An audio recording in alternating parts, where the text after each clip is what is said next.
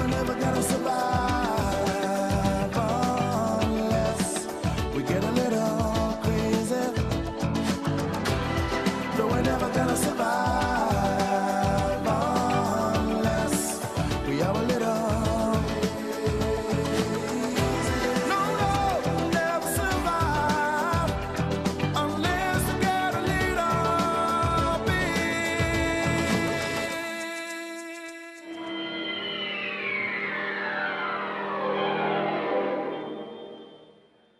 What really is important and what adds value and what adds,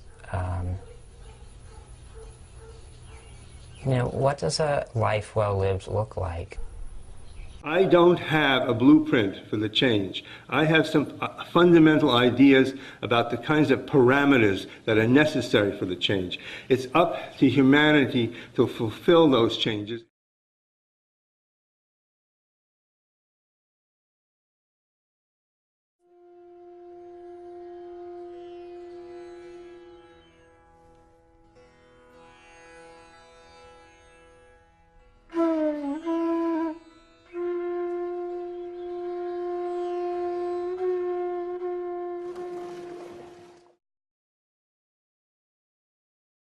Then analyze, experiment, and also, you see, they try to seek information from different sources. Then you yourself analyze. Then you understand about that subject through, we call analytical meditation, is really based on reason, critical thinking. Critical thinking. So that develops conviction. Now, in order to analyze realistically, your mind should be open, but should not be biased. Biased mind cannot see objectively. So in order to analyze things, your mind must be very neutral. So these things, I think, are important. Then, of course, third level of understanding is through experience. Conviction translates into implementation. You should learn how to plant something. That's the first connection. The Industrial Revolution and Prometheus has given us this, the ability to light up the world. It has also given us this, the ability to look at the world from the outside. Now, we may not all have another biosphere that we can run to and compare it to this biosphere, but we can look at the world and try to understand where we are in its context and how we choose to interact with it. By relocating our identity in the earth, we prevent the creation of negative identities which are at conflict with each other. And that's the root of fundamentalism. It's really negative economies feeding negative identities. And we need positive identities, and the real positive identity of who we are is in terms of the places where we live, the geographies that shape us, the cultures that have been shaped by those geographies. Our role, I think, is to celebrate Gaia, not to dominate or control her. We love her just like we love an ancient grandmother or an auntie, or maybe even our parents, perhaps. And then we realize that if we're business people, we can think of it like this. We're working for Gaia Inc. This is the boss, you know. The whole Earth system is the boss. Or another way I put it is that we can be Gaia'd. In other words, that the Earth herself is an active agency, almost a psychological agency, a psyche, that can sweep away the illusion of separation that we have and give us this gift of connectedness with her great vast body. So that one scenario is that happens on a mass scale, and everybody then understands the need for reducing our carbon dioxide emissions and for stopping the destruction of wild nature. love of Gaia, connection to place.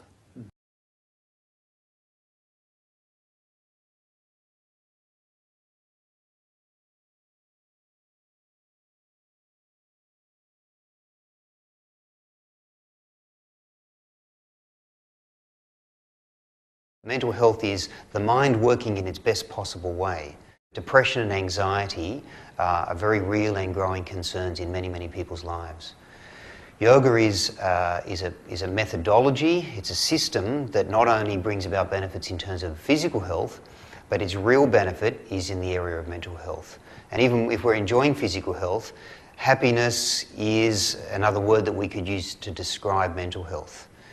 So whether it's a specific condition that's been diagnosed, such as anxiety or depression, or we kind of feel that we have that tendency, that yoga is something through the various practices about the physical techniques, the breathing techniques, which many psychologists use, and meditation techniques. There's a whole range of different things in the different practices of yoga that can be of enormous benefit in the area, particularly in the area of anxiety and depression. One way of understanding that is, whether it's exercise in general or yoga in particular, that if we do some work with our body, that it will have an impact, it will have a benefit that we bring to the mind. And that could be that the mind feels calmer, feels clearer. So many, many people report that kind of a benefit because the mind and the body are not separate. If we do something to the body, it will affect the way the mind works. So hopefully if we're doing something that benefits the body, it will also benefit the mind. There's a vast area of the human psyche, of the human soul, which has been totally, clear-felled by corrupt thinking processes. Just this whole idea of the only valuable thing is human beings, and anything else only has value as a resource for human beings. Nothing else has any intrinsic value except human beings. These kinds of things are the exotics that need to be removed. And when we remove those false ideas, we don't actually need to plant the real ideas, because the real ideas is what's left. The real ideas is what spontaneously arises when you remove that arrogance and when you remove that foolishness. So we have to now, we should be some kind of alert. And with alertness, demoralize. No. Alertness, wake up our mind, and holistic view, think long-term interest. Sometimes we simply forget long-term interest, simply the immediate sort of interest, and due to greed and impatience. So these, I think, we have to think. We have to, we have to develop new way of life, new way of thinking. I think that's important. I feel like that.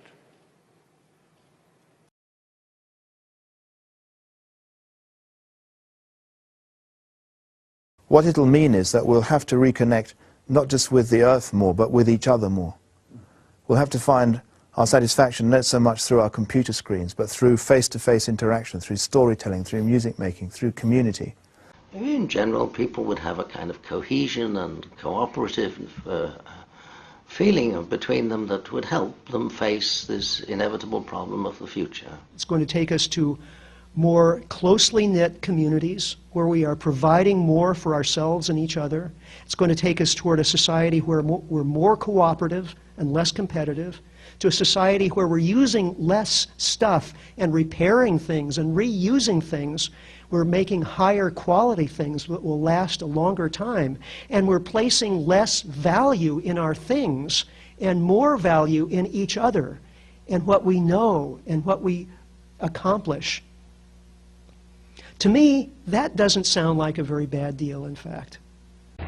One of the most common themes that I've heard, which I really think would be a good outcome of peak oil, is that I'm 52, my parents were raised in the Depression, is that there was a strong sense of neighborhood and a sense of community, that there was a sense of local place that will be an inevitable outcome of peak oil, with a lot of wailing and gnashing of teeth and a lot of tantrum throwing, but I think people will learn how to become neighbors again.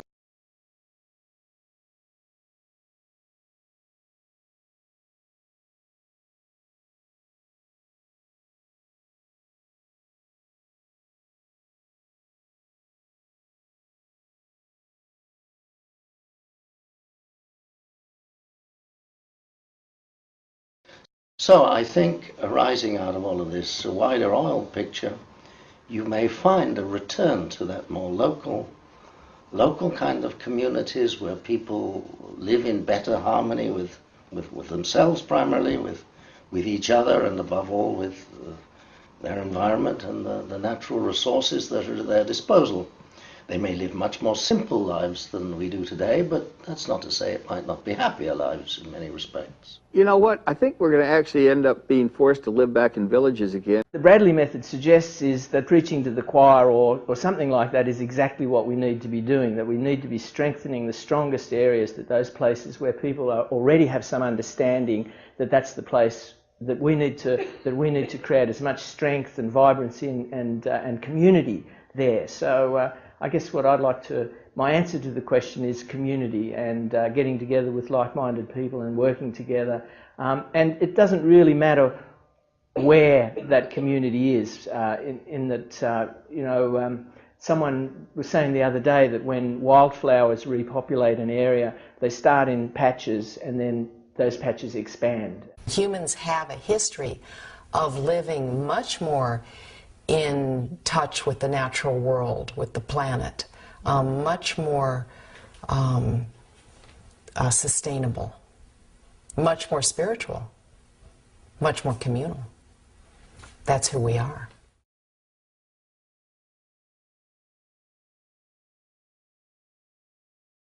And I think every country has to really, I don't know, some people speak of global solutions, and in some regards perhaps there are, but personally I feel the better way to go is to start at home and try to fix up your little corner of the world in some kind of sustainable, reasonable way. And I think if everybody would concentrate in dealing with their own situation and what nature has delivered them and find some solution within that context, it would make a lot more sense than being some victim of a distant globalized market controlled by all sorts of people you don't know who they are. Any economic or social system that doesn't benefit the natural communities on which it's based is unsustainable, immoral, and really stupid. Sustainability, morality, and intelligence, as well as justice, requires the dismantling of any such economic or social system, or at the very least disallowing it from damaging your land base. Peak oil is going to reverse globalization. Survival will happen from a local basis, and we're going to see local economies. That's the only way the human race is going to survive. A massive relocalization of food production, of industry, and of community. What is the term? There's a term we borrow from permaculture, zone approach, and we stack within each zone. So in permaculture model, there is a system of zone planning where you look at what is most intimate to you as being zone 0, and then you move out to things that are further out in your landscape. So that is metaphorical for what we do, but we're looking at zone 0. We are working with development of consciousness.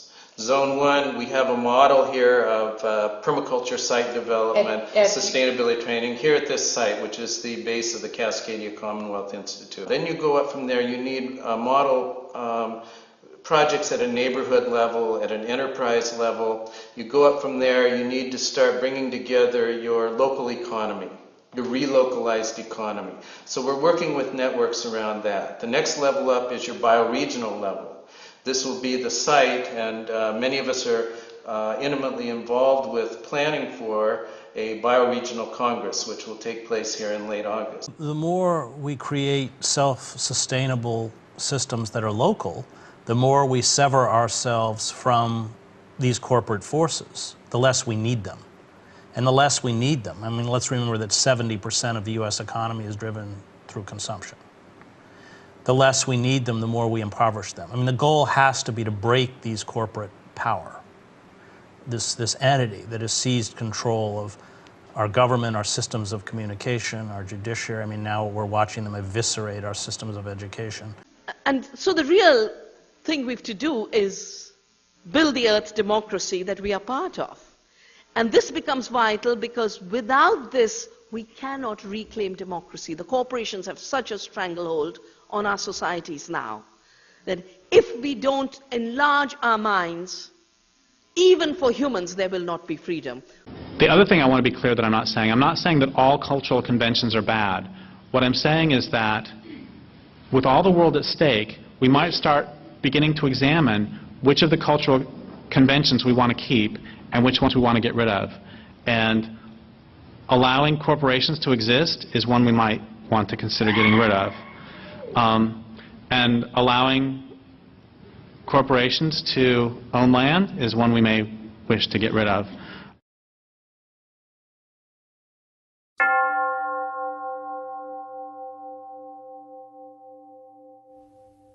So do we need to ditch the whole concept of growth? Well, I do think that we need to reject the material concept of unlimited economic growth. But we can still retain the idea of social progress, that there is some kind of moving forward, but we need to redefine what we mean by moving forwards, by getting better, by advancing. And rather than defining this in material terms, in terms of material production and consumption, we need to be defining it in terms of meeting people's basic needs, recognizing that any kind of material progress that we might make in and of itself means nothing if it doesn't cater for these more fundamental goals that all of us hold to be so important. Things like having clean water, education, literacy, things like spiritual fulfillment, things like community, family, things like well-being. There may be some material components to that, but what we find then is that the material conditions of life, rather than being the fundamental goal, rather those are simply tools to achieve these much more important values. I think what you're saying is exactly right. We're not focusing on the right things about what makes us really happy.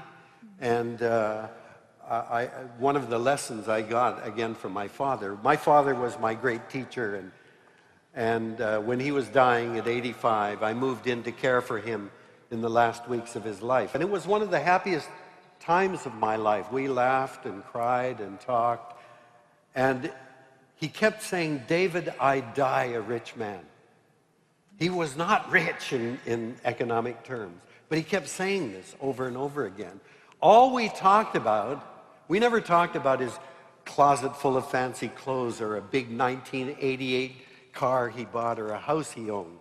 All we talked about were family, friends, and neighbors, and the things we did together. And that was his wealth. And in that he was a rich man. And it taught me that we think of prosperity in a weird way.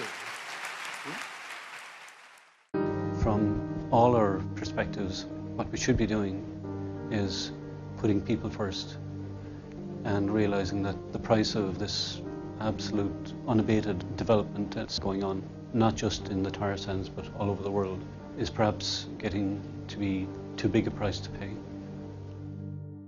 And transformations in production means we have to look at the ruling system of production, which is capitalism, and we have to finally say, enough of this. This is a system that is destroying us. If you had a disease of this sort, you would not compromise with it if you were a rational person. If you're a rational civilization, you would not compromise with this disease. The question is, how do you create an economic system that is not based on the assumption of unlimited growth and unlimited consumption? Okay, I agree. And if in fact we're going to have a consumption-based economy, and I'm not sure that I can't envision an economy that doesn't involve consumption or life that doesn't involve consumption, then what we consume and the rate at which we consume it really matters. And I think if you start on that assumption that it has to be sustainable both environmentally and socially, then it opens the field to some very creative thinking on what that might look like. We need a social transformation. We need a transformation in production and consumption. We definitely need a transformation in consumption, but that implies a transformation in production. It tells us that we need a new paradigm of development. We need a full-scale alternative to neoliberalism, to economic globalism, to the current model of development that's that dominates the planet. I guess that would be the core thesis. The major emphasis is on the need for economic decentralization and economic democracy. There needs to be a shift in the locus of economic power from one that is highly centralized to one that is decentralized. There also needs to be a shift in the motivation behind economic development, a shift from a focus around maximization of profit that serves shareholders to a system of development that emphasizes meeting the full range of needs that exist in complex living systems. What we're talking about is creating new forms of currency, new forms of exchange, and making them much more in parity with the real world.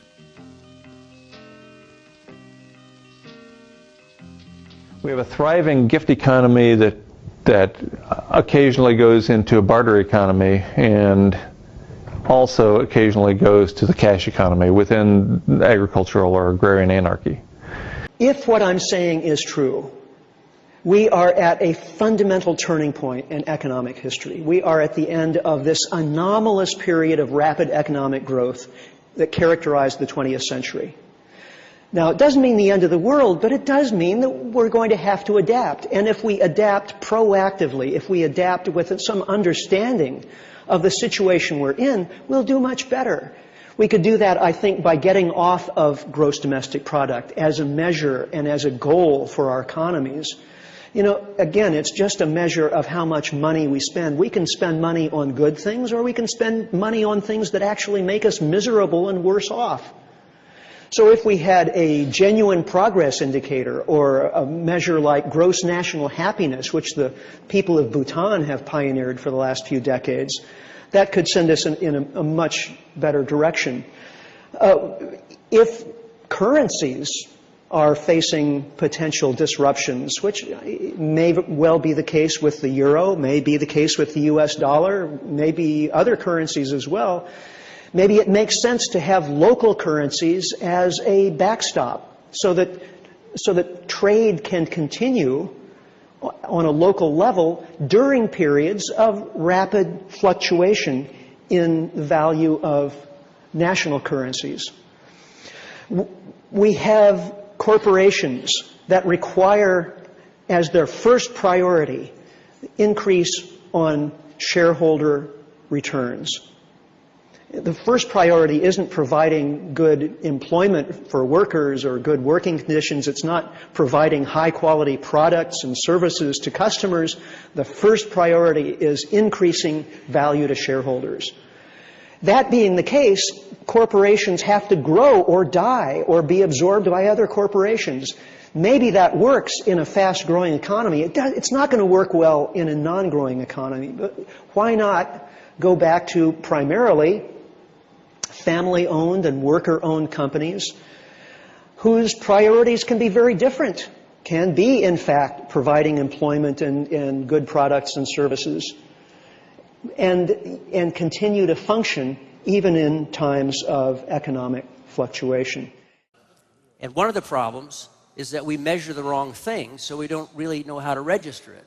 So the gross national product measures all the economic activity in the economy. So the New Horizon oil spill was great for the economy. That showed a plus in our growth model. Carnage on our highways, crime, the prison system, all positive. The war, in Afghanistan.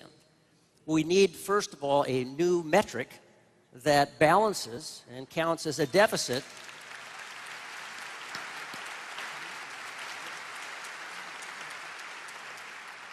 environmental degradation, that counts as a plus stay-at-home mothers and volunteerism in the community and healthy kids. So part of it is the metric. The other part, I think the fundamental challenge then is to say, what does an economy look like that can operate within the economic or the environmental and physical limits of the planet? In using language, in messaging, we have to understand that maybe we have seen the end of economic growth as we have pictured it up to this time. We've seen economic growth as always having more stuff, always going faster, and the future's not going to work out that way. After all, we live on a finite planet. There's only so much raw materials. There's only so much stuff we can extract from this planet. We can, however, have growth of a different kind. We can have growth in health, education, cultural products. We can have more interesting and amazing music and science and all the rest. None of these things require that much in the way of material throughput. There's a radical change away from this globalized so-called free market economy, which is based on the idea that we can keep extracting wild molecules from Gaia for as long as we like and in any quantities that we like.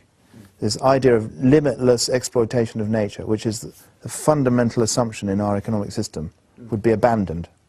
It's clearly unsustainable. And instead we'd move away from that kind of suicidal growth to what I call intelligent growth.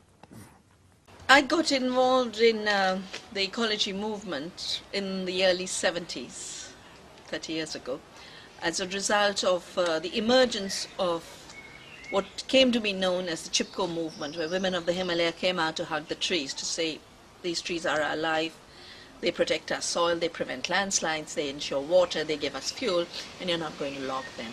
And that movement became the first contemporary ecology movement based on direct action, but also a movement which redefined the role of nature.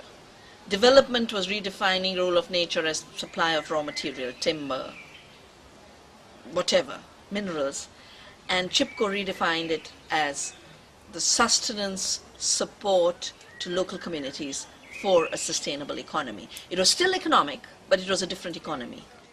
If we're going to develop a durable set of living arrangements, we must recognize that the industrial economy is a subset of the environment, not the other way around. We're currently pouring all of our wildlands into the cities and destroying 200 species a day in every aspect of the living planet on which we depend for our lives.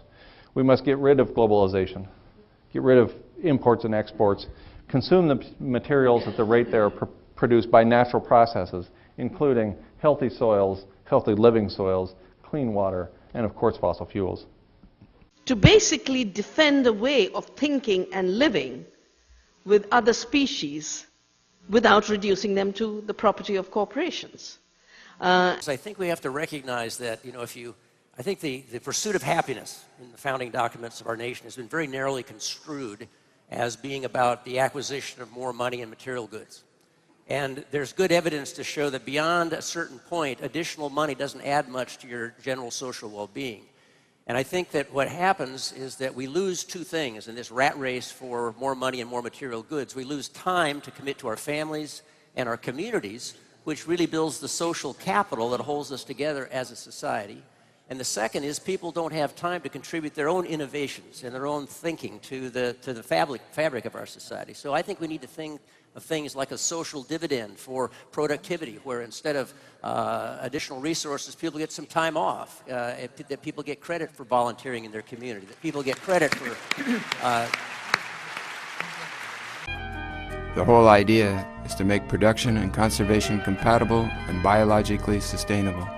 We must reorient our economies to use only non-polluting, local, small-scale energy sources that do not diminish biodiversity, change the climate, or reduce beauty in our lives.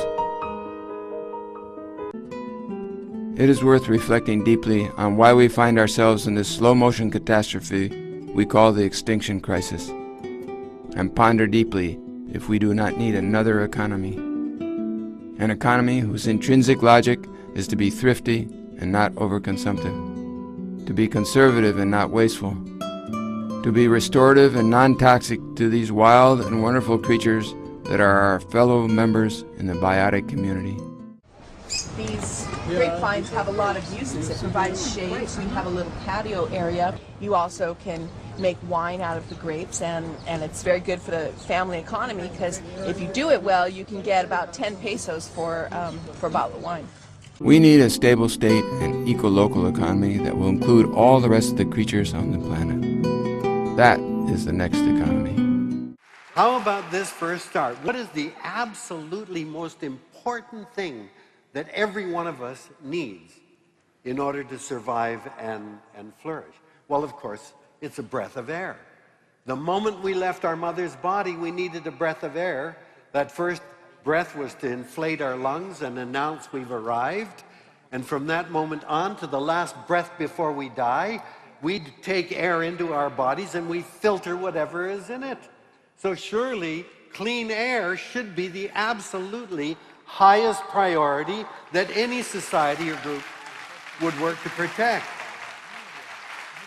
And if we can't, and it's the same with water, every one of us is 60 to 70% water by weight. We're a part of the hydrologic cycle. Water cartwheels around the planet. We imbibe it, it leaves us, and it's a part of that cycle.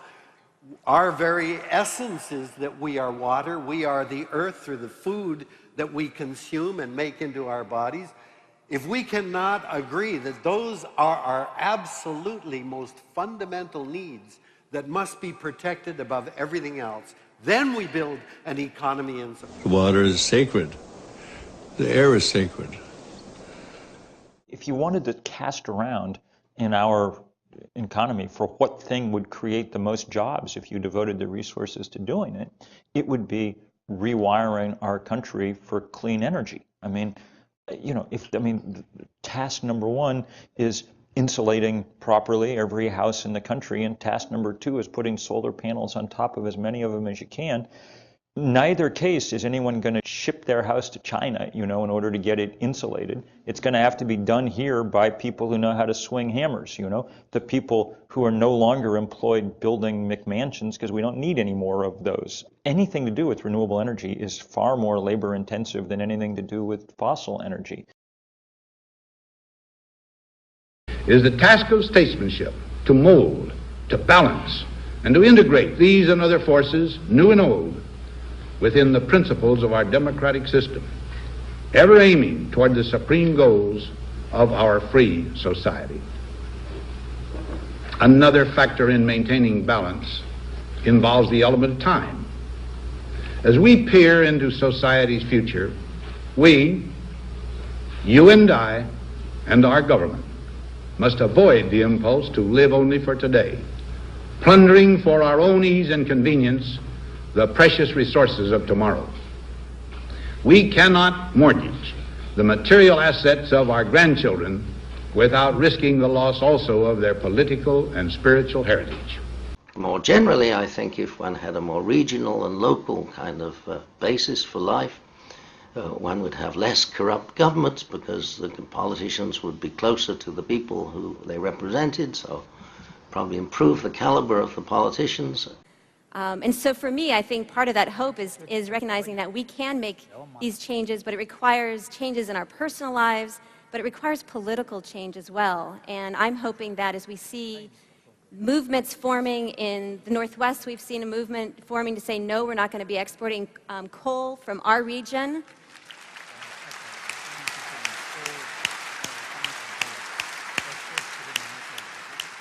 We're seeing people, thousands of people go to Washington, D.C. and get arrested and say no to the Keystone Pipeline.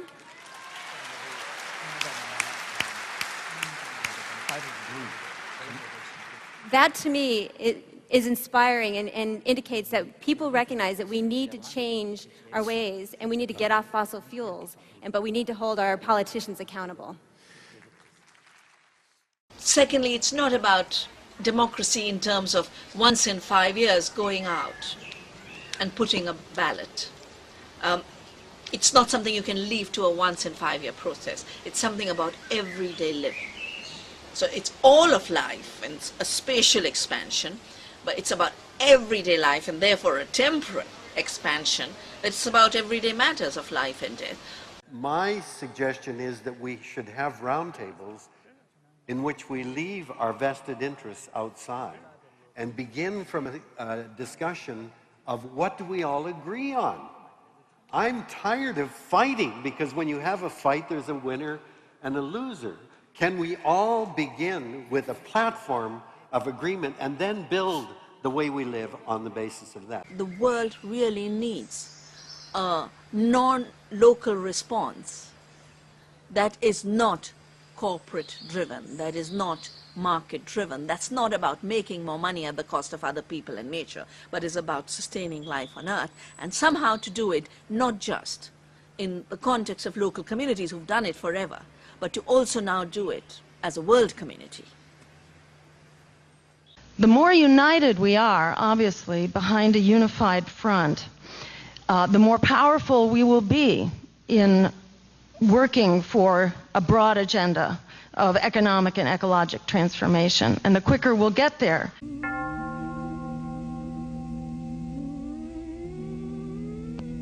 By dispossession, I mean that they do not have access or ownership or use rights for land, resources, raw materials. This condition is one of the key causes that has generated a lot of the most regressive dynamics of capitalism in its current form. So it's essential that we challenge this condition of dispossession fundamentally. Communities are going to have access to land to produce food. If they don't, then they're not going to be able to eat, because supply chains are going to be damaged as a result of peak oil. Fossil fuels will not be providing food in the way that we were able to do so in the past. Industrial agriculture is failing. So in the post-peak world, we need to be exploring new forms of social organization that allow communities to open up access to land, to resources, to the commons. And certainly we need to have a dialogue about how this happens. I'm not saying that I have a simple answer or a blueprint for the way forward, but this is something that needs to emerge organically from communities themselves.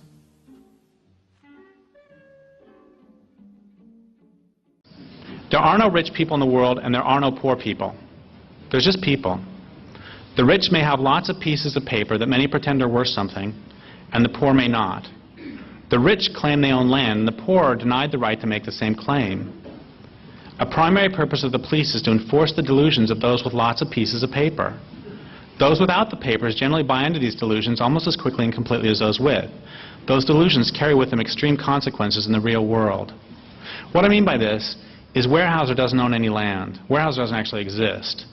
But insofar as we pretend it exists, we all agree that Weyerhaeuser owns land. But Weyerhaeuser doesn't own any land. It's like there's a bunch of cars out there, but they don't belong to anybody. And I can say this because, of course, my truck is like 500 miles away.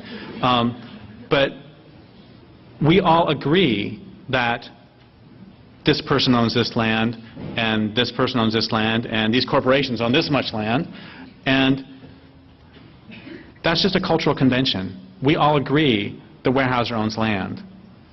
Those agreements have consequences in the real world. I am not saying there is no such thing as ownership of land. The Tolowa own the land where I live. They don't have a piece of paper that says it's theirs, but they own it. And the reason they own it is because they lived there for 12,500 years, and their blood is mixed with the soil. In the mass of basic goods, food, fibers, water, and these kinds of systems, you have cooperative enterprise. So at the essentials that we need to live Essentials. are cooperative, democratically owned. Our energy, our water, our food, and probably in some form our land use. Your staple items, yes. And those staple items should also be primarily produced by the local economy. Your staple foods, your basic building materials, your basic fibers, many of your basic medicines. So much as possible, you want to have self-reliancy of those commodities within the local community. The result was smaller farms and cooperatives with a high degree of privatization and autonomy. 40% of the large state farms were divided into privately owned cooperatives. Tens of thousands of acres of land were leased rent-free to small farmers. Decision-making was localized with fewer state regulations. I want to speak a little more about the fact that it could be a site for instance, a food cooperative or a food collective where you have drying, canning, teaching workshops on how to prepare food, storage, these kinds of endeavors, growing starts for all the gardens in the neighborhood, for instance. Thousands of families moved to rural land. With land rights guaranteed, a sense of ownership led to greater productivity. Private farmers' markets and new export markets led to greater production. How do we get from the place where we are now, which is saying that if nature is property, and with property we know you can do whatever you want with a piece of property, you can destroy it at will. So if we're talking about rights for nature, we're not talking about giving rights to individual bugs or trees. We're talking about the vitality of ecosystems and the protection of the vitality of ecosystems. The idea that nature has rights is not strange. The idea that nature does not have rights is the strange thinking. So the rights of nature, the rights of Mother Earth, seeks to shift this paradigm so that we look at and understand that water will be here, that biodiversity will be here, that forest will be here, and so on forever, instead for all generations and for other species, instead of being used up entirely by ours. And our whole mindset, of course, is based on human-centered law. So our question is, what would it be like if we shifted our focus to give the earth and other species the right to exist? I did an interview today and somebody said, well, does that mean every insect has the right, the same rights as humans? And I said, no, but it does mean you can't drive that insect species to extinction. I first came across the idea of the rights of nature when I read a piece by, was it Christopher Stone, about do trees have standing, and I was always impressed by William Douglas's dissenting opinion before the Supreme Court in 1972, in which he really kind of said, well, you know, nature has rights, and he actually made a very interesting point. He said people think this is a fictitious thing to do, to confer rights on nature, but that's what we do to corporations, and as Vandana said, they're fictions too. And they're very interesting fictions because when they want to, they declare they're no longer individuals and cannot be sued before, for example, this international court. You can't take them before the International Criminal Court, for example. They say, oh, we're not individuals as far as that is concerned. So you can create rights for an ecosystem if you want. Why can't we? If we can do it for corporations, why not? On the one hand, we need a fundamental shift or a paradigm shift in the way we see our place on the planet. But at the same time, we're faced with the reality that we have a very, very urgent crisis right now, just in terms of the atmosphere. And so we're kind of torn between that. In the long run, you see, I believe that there's, and I talked to the head of the Green Party in Canada a lot about this, because she's a friend of mine. There shouldn't be a Green Party. The environment shouldn't be a political issue. It should be a part of what we are as a people.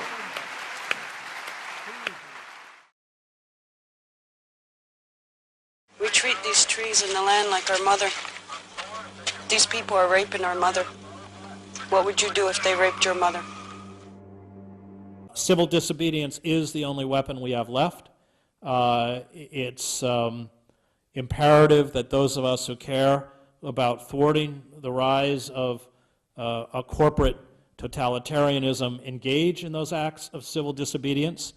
I think it's vital that we remain nonviolent, because that, and not only nonviolent but transparent.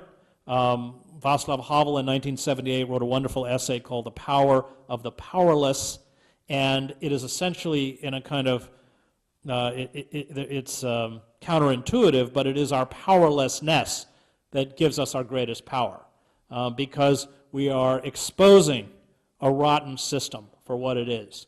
And it is rotten, and the people within that system understand far better than we do how rotten that system is.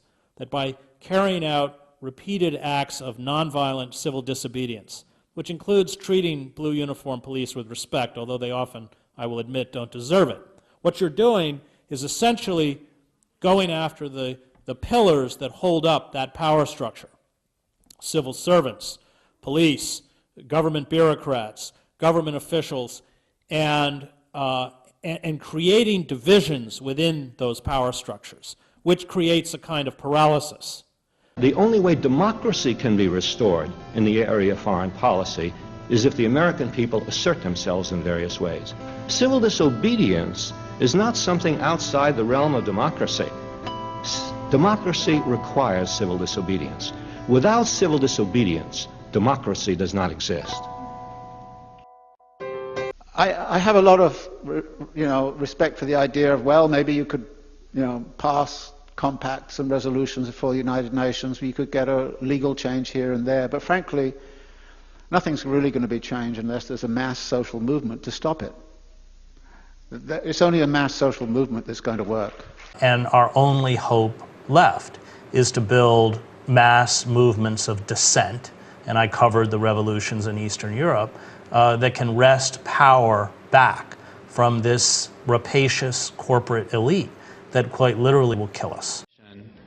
When I talk about that, it's not a monolithic act.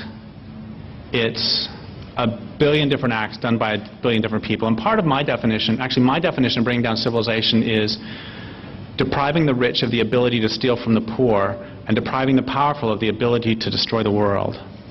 Okay, that's nice, Derek, but that doesn't alter the fact that there are people who are dependent upon this social system which is killing the planet. I mean, that's part of the problem, is that just like any good abusive situation, we have been made dependent upon the very system that's exploiting us. And part of the reason that we don't fight back more is because if your experience is that your water comes from a tap and that your food comes from a grocery store, not your head, not your heart, but your experience, if that's your experience, you'll fight to the death to defend that system that brings you your food and water because your life depends on it. And similarly, if your experience is that your water comes from a river and that your food comes from a land base, you will fight to the death to defend that because your life depends on it. But we have all been so made dependent on this system. I mean, it becomes really problematical. It's very nice, Derek, but what are you going to do about this? Anyway, back to the original thing, that taking down civilization is not a monolithic act. It's a billion different acts with a billion different moralities. And so, for example, I don't care what your motivation is, if you blow up a children's hospital, that is an atrocity. I don't care if you're an anarcho-primitivist or if you're a member of the U.S. military. That's just bad. There is no way you can make a moral case for blowing up a children. Oh, if you're bringing freedom and democracy to a country. The law is not a holy thing. I remember when Dan Berrigan broke the law and they interviewed his 80-year-old mother and they said, oh, what do you think about your son? What do you think about him breaking the law? I guess they thought an 80-year-old woman would have 80 years of respect for the law behind her and she'd give them the right answer. And Dan Berrigan's mother said, it's not God's law. And she had it there. The law is made by very mortal people, very limited people, very opinionated people, and people who have very special interests. They make the law, they tell us what the law is, and then they act as if it's holy writ. But I do feel that there are two types of laws. One is a just law and one is an unjust law.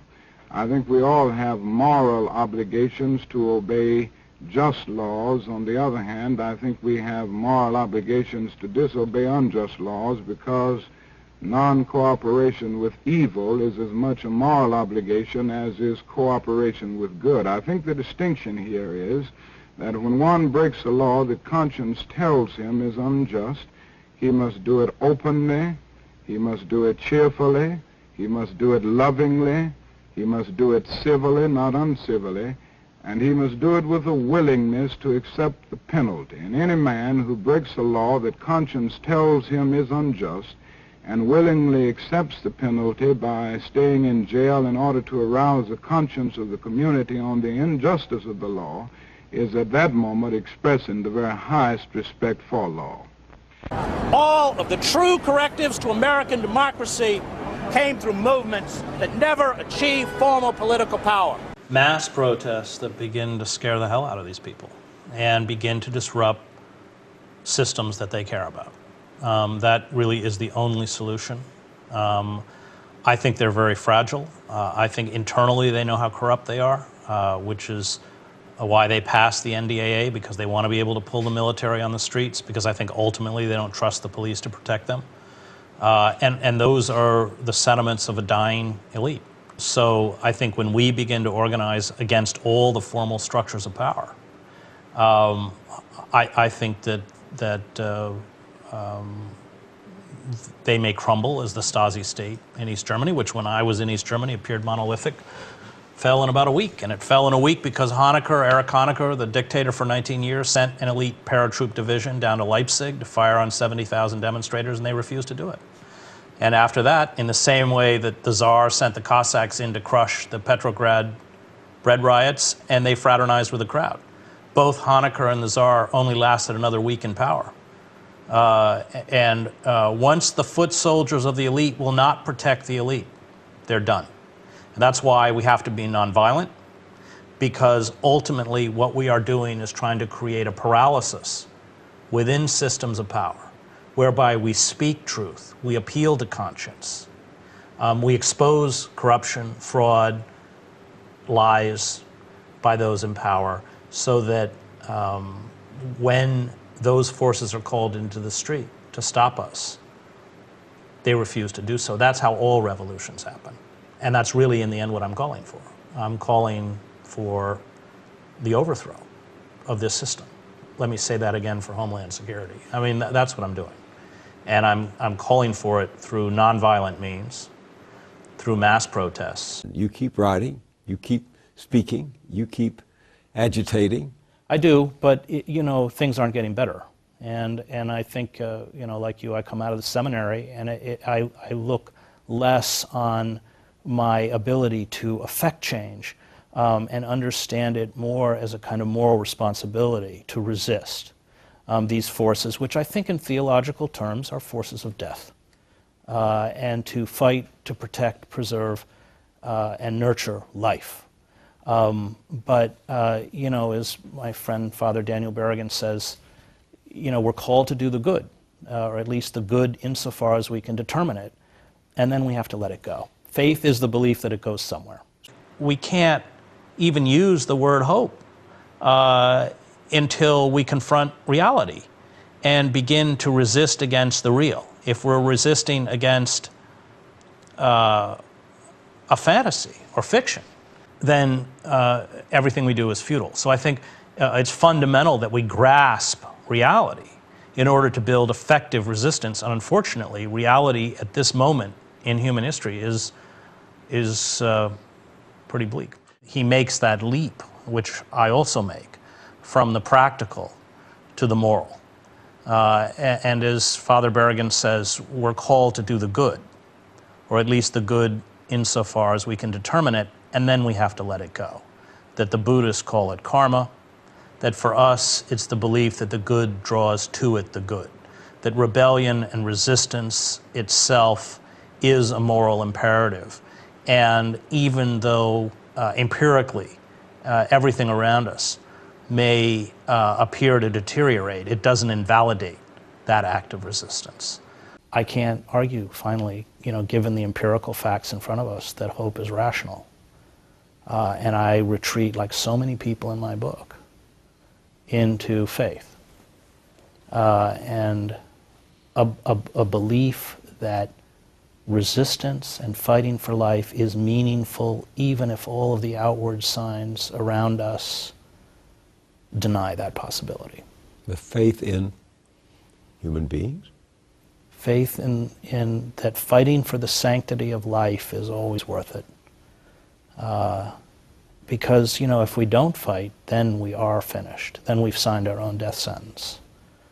And Camus writes about this in The Rebel, that I think resistance becomes a kind of way of protecting our own worth as an individual, our own dignity, our own self-respect. And I think resistance does always leave open the possibility of change. And if we don't resist, then we've essentially extinguished that hope.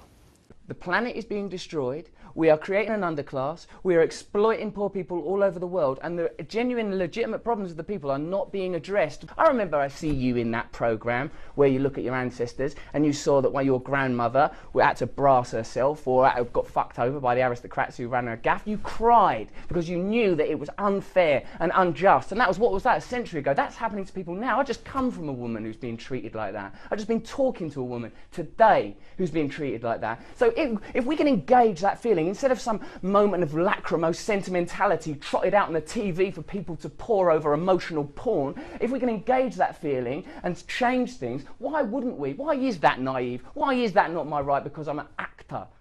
I mean, I've taken the right. I don't need the right from you. I don't need the right from anybody. I'm taking it. This is so huge a revolution, so huge a movement, this great turning, that there are perforce many ways of going about it. So I'd like to put the dimensions of the great turning in terms of flows of causality, how they're mutually supporting, so that the most obvious one that we often identify with activism is what we call holding actions. And these are all the actions that slow down the destructiveness of the industrial growth society. So these are everything from soup kitchens to protest marches to tree sittings to legal and legislative campaigns. But it's not enough, because the life-sustaining society needs structures, new ways of doing things. Gaian, I used to write alternative structures and patterns of organizing, new ways of holding the land, ancient ways of growing food, ways of measuring prosperity, new forms of education, ways of people teaching each other and waking each other up. We are all creating the future. We are all creating what is outside of us. None of us are innocent in that regard. If there's something out there we don't like, we can't really turn our backs on it, because we're co-creators somehow or other. And we have to do the right things to try to get the future that is best for all of us. So maybe your sense of kin, your sense of skin doesn't extend to the natural world. Maybe you don't yet love the land where you live enough that you'll fight for it. But what if the fascists toxify not only the landscape, but the bodies of those you love? What if their actions put dozens of carcinogens into the flesh of your lover, children, mother, brother, sister, father? How many people in here have had someone you love die of cancer? It's about 80%, 70%.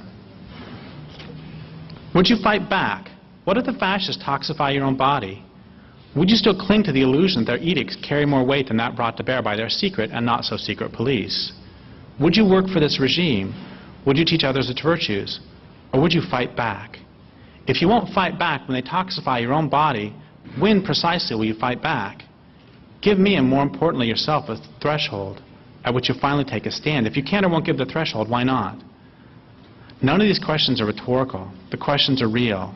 They are, at this point, some of the most important questions there are. I found that a lot of the responses that I was getting were really stereotypical, not from those latter groups, but from the former group. There was all these cliches that were getting thrown out that the more I thought about them, the less that they meant. Like people would say, oh my God, Derek, you know, if you had enough love, you would never suggest fighting back, because if you love, you don't fight back. And I don't think that love implies pacifism, and I think that Mother Grizzly Bears will back me up on this one. I grew up in the country, and in my life, I have been attacked by mother horses, cows, dogs, cats, geese, chickens, mice, hawks, eagles, hummingbirds, spiders, who thought I was attacking their babies. And if a mother mouse is going to take on somebody 8,000 times her size, what the hell's wrong with us? Well, I'm not a pacifist. I mean, I was in Sarajevo during the war, and the city was completely surrounded by Serb forces. We were being hit with 2,000 shells a day, constant sniper fire, 4 to 5 dead a day, 24 wounded a day, 45 foreign reporters had been killed by the time I got there. If you sat in a basement during that shelling, as I did, with Sarajevians and tried to talk about pacifism, you would have been laughed out of the room. We knew what would happen if the Serbs broke through that trench system. A third of the city would be slaughtered, and the rest would be driven into refugee and displacement camps. That's what happened in the Drina Valley. It's what happened in Vukovar. And yet, once you employ violence, you're not free from the poison of violence. That's the tragedy of violence. Violence, for me, is always tragic. So that the people who first organized the defenses of the city were gangsters, Cello and others. They came out of the criminal class. They had access to weapons and a penchant for violence. And when they weren't shooting at Serbs, they were raiding the apartments of ethnic Serbs who had remained behind in the city, looting them and often executing them. So yes, I mean, I covered the war in El Salvador when the death squads were killing between 700 and 1,000 people a month. One understands why you pick up a weapon, but at that point it's always dark. And I think part of the imperative to carry out acts of civil disobedience now is to protect a civil society so we don't descend into that kind of tragic bloodshed.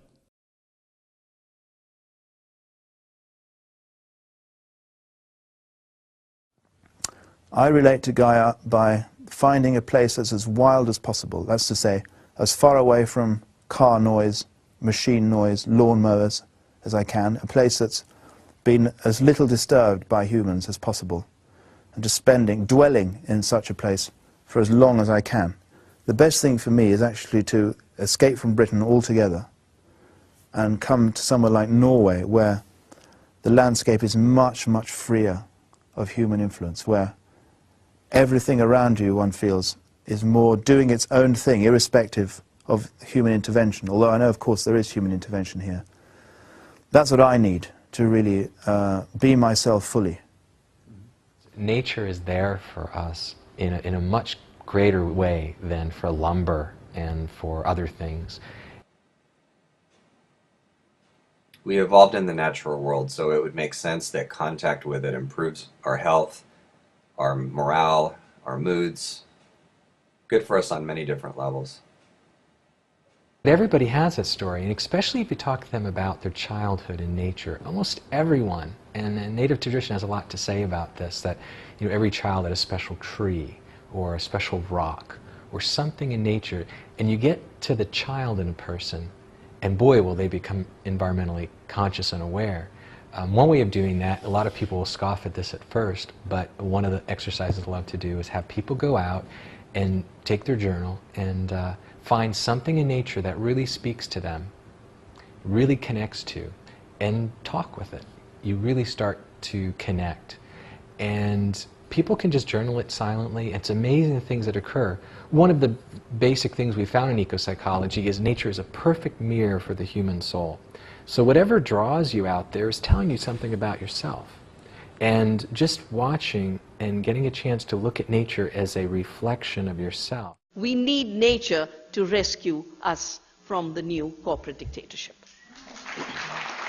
Special care must be taken to maintain maximum ecological integrity to the landscapes.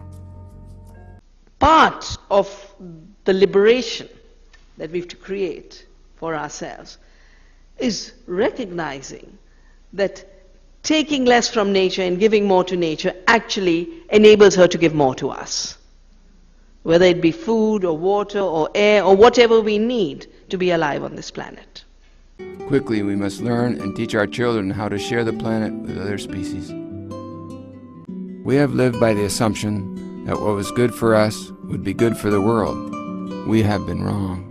We have to change our lives so that it will be possible to live by the contrary assumption that what is good for the world is good for us. And that requires that we make the effort to know the world and learn what is good for it. We must learn to cooperate with its processes and to yield to its limits. We'll all have to really allow nature to regrow in our local regions and really develop an intimate knowledge of our local regions. Wild nature would be allowed to regrow. No more of it would be cut down.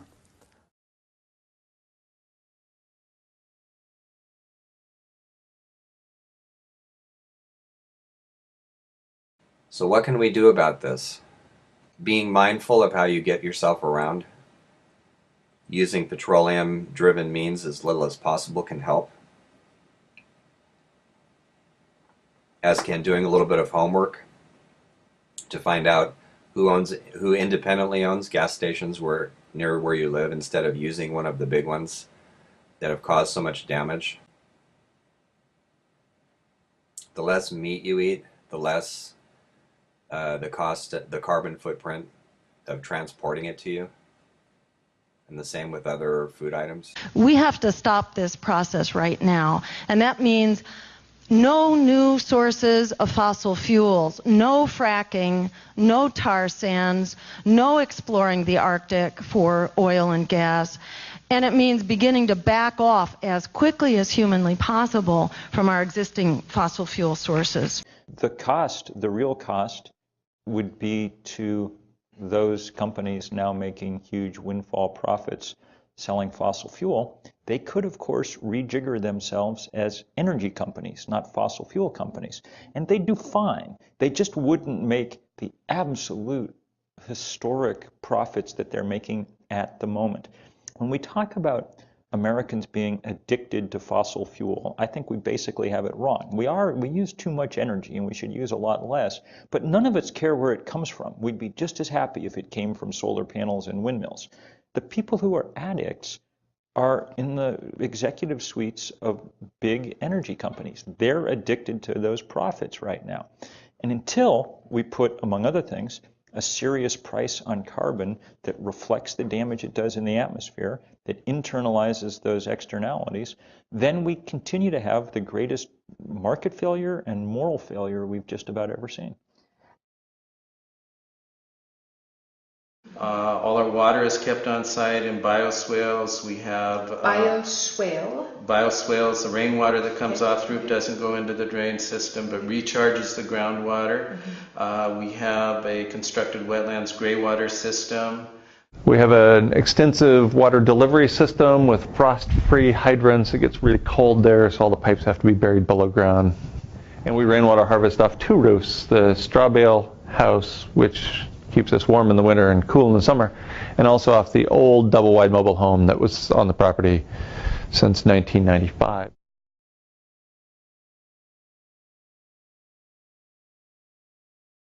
All of these factors are consistently pushing us towards a solution based on participatory forms of organization, more localized forms of agriculture, more organic forms of agriculture which aren't reliant on oil. And I think overall the question that we need to ask is that form of agriculture going to be sufficient to maintain our needs? Is it desirable to sustain the kind of levels of overconsumption perhaps that go on in Western countries? Certainly we need to stop wasting so much food as we do here in the West. We throw away millions of tons of food. This is an inherent part of the supermarket system and it's part of the profit-making incentive.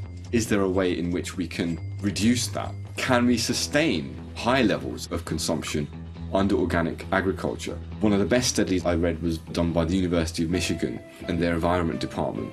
And they argued that actually, even if you look at current levels of growth, and we envisage a population of 11 billion people, we could actually implement a form of organic, localized, no pesticide agriculture that would actually feed 11 billion people. And that would be clean, that wouldn't be reliant on fossil fuels. And on the other hand, what we are finding is the more you follow nature's laws, the basic laws of nutrient recycling, the basic laws of water recycling, we actually are able to grow more food. And that's what we found in Navdanya, in our movement for seed saving and organic farming.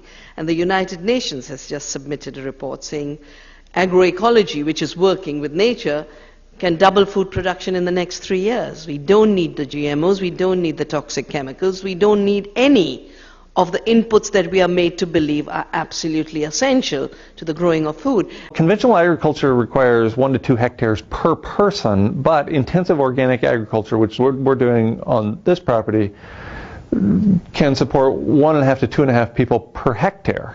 So it turns it on its head. It increases productivity by an order of magnitude compared to the way we usually grow food.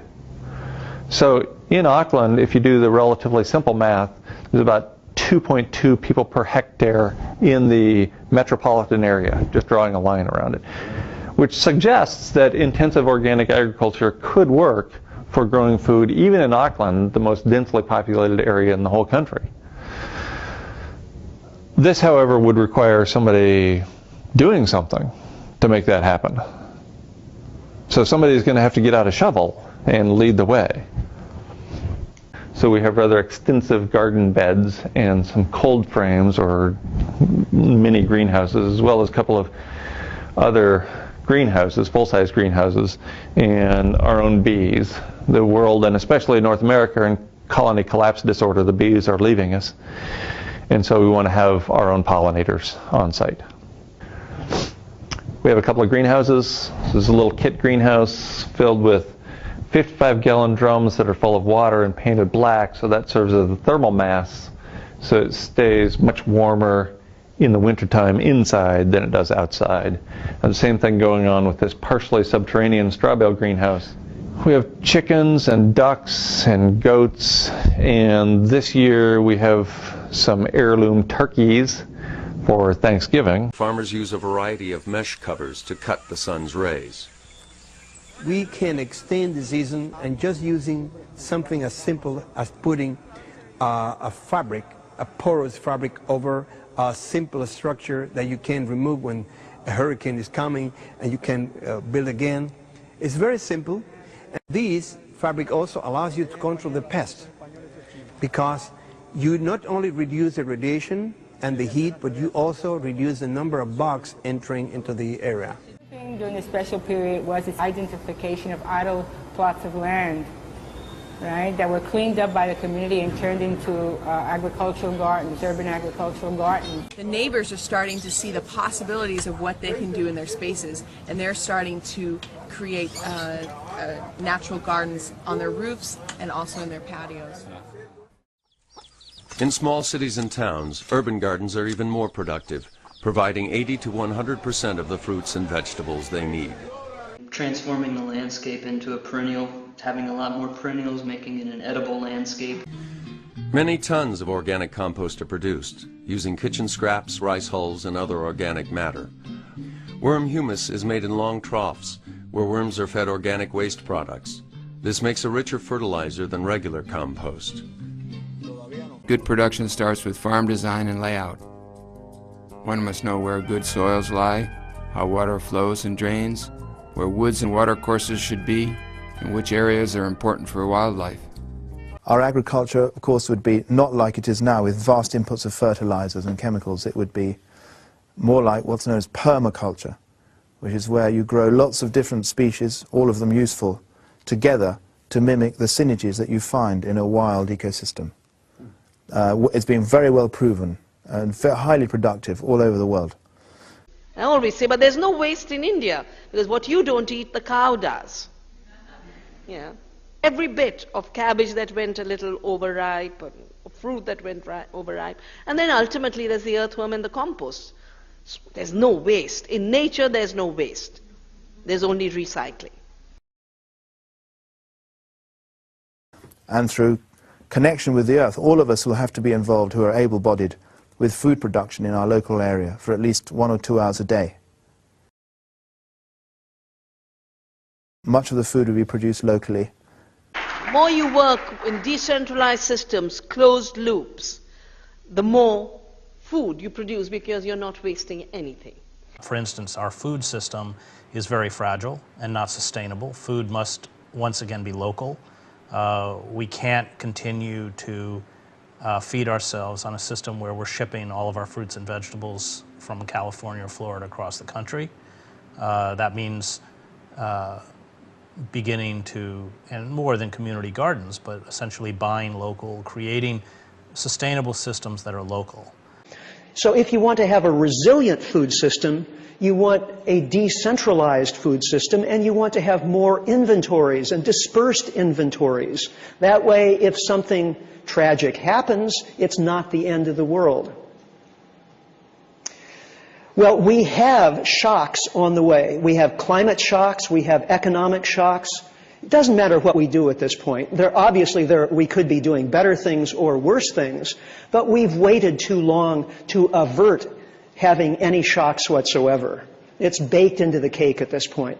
So that being the case, it makes sense to build resilience into our food system, our transport system, our financial system, everywhere we possibly can. We have to begin to build organizations to protect ourselves from corporate forces that are determined to exploit the ecosystem until it collapses. With a very low cost, we were producing food, and now we have more than 1,000 kiosks allocated in the city that provide you with fresh fruits and vegetables produced in the neighborhood. Urban agriculture supplies food locally, eliminating much of the need for transporting food over long distances.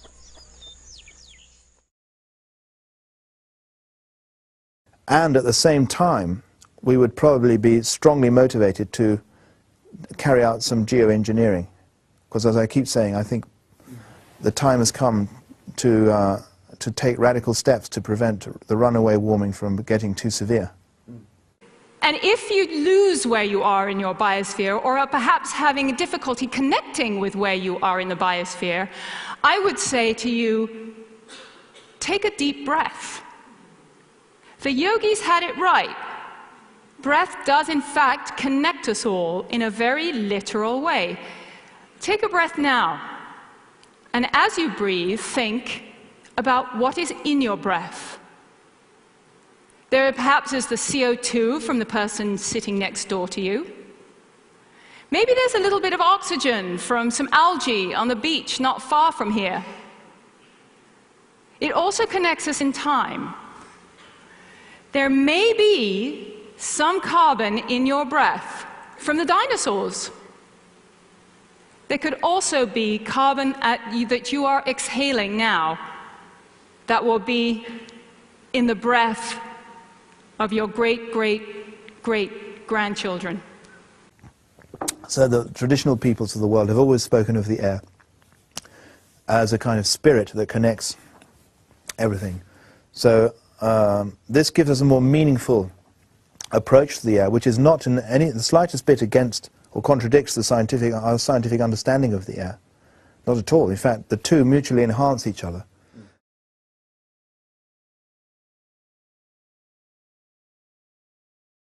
Even if we were to improve by something like 3% a year in energy intensity, that would be enough, it has been calculated, by the end of this century to achieve the same amount of utilization of power as we have today at 1/4 of the availability of energy. So the potential for greater use of energy is absolutely enormous. And if people turn around, governments or individuals or industry, and say, well, this is a terrible problem, what can we do about it?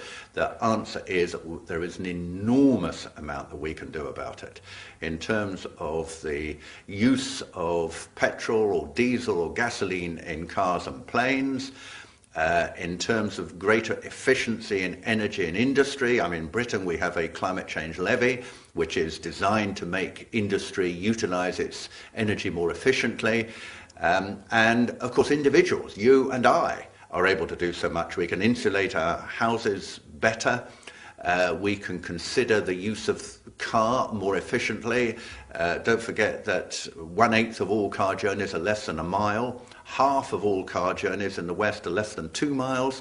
It would be better for us either to walk, that's probably the best thing, or to cycle or go on public transport. We don't have to use a car.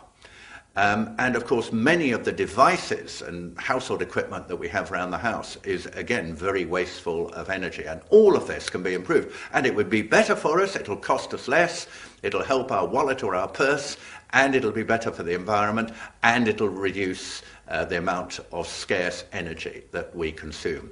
So it's a win-win-win situation. So for goodness sake, why don't we do it? I would say the first solution, the absolute simple first solution, is to use less of the stuff, you know. And we're all so incredibly wasteful in the way we use energy that there's a great deal that we could do without any pain at all. I would have thought with sensible planning, sensible usage, I think it would be a very good idea to have every kind of energy audit of every house, you know. You would have a penalty if you were inefficient in your use of energy, and you'd have some incentive for being good at it. And so one could I think very easily cut the demand for energy quite radically here.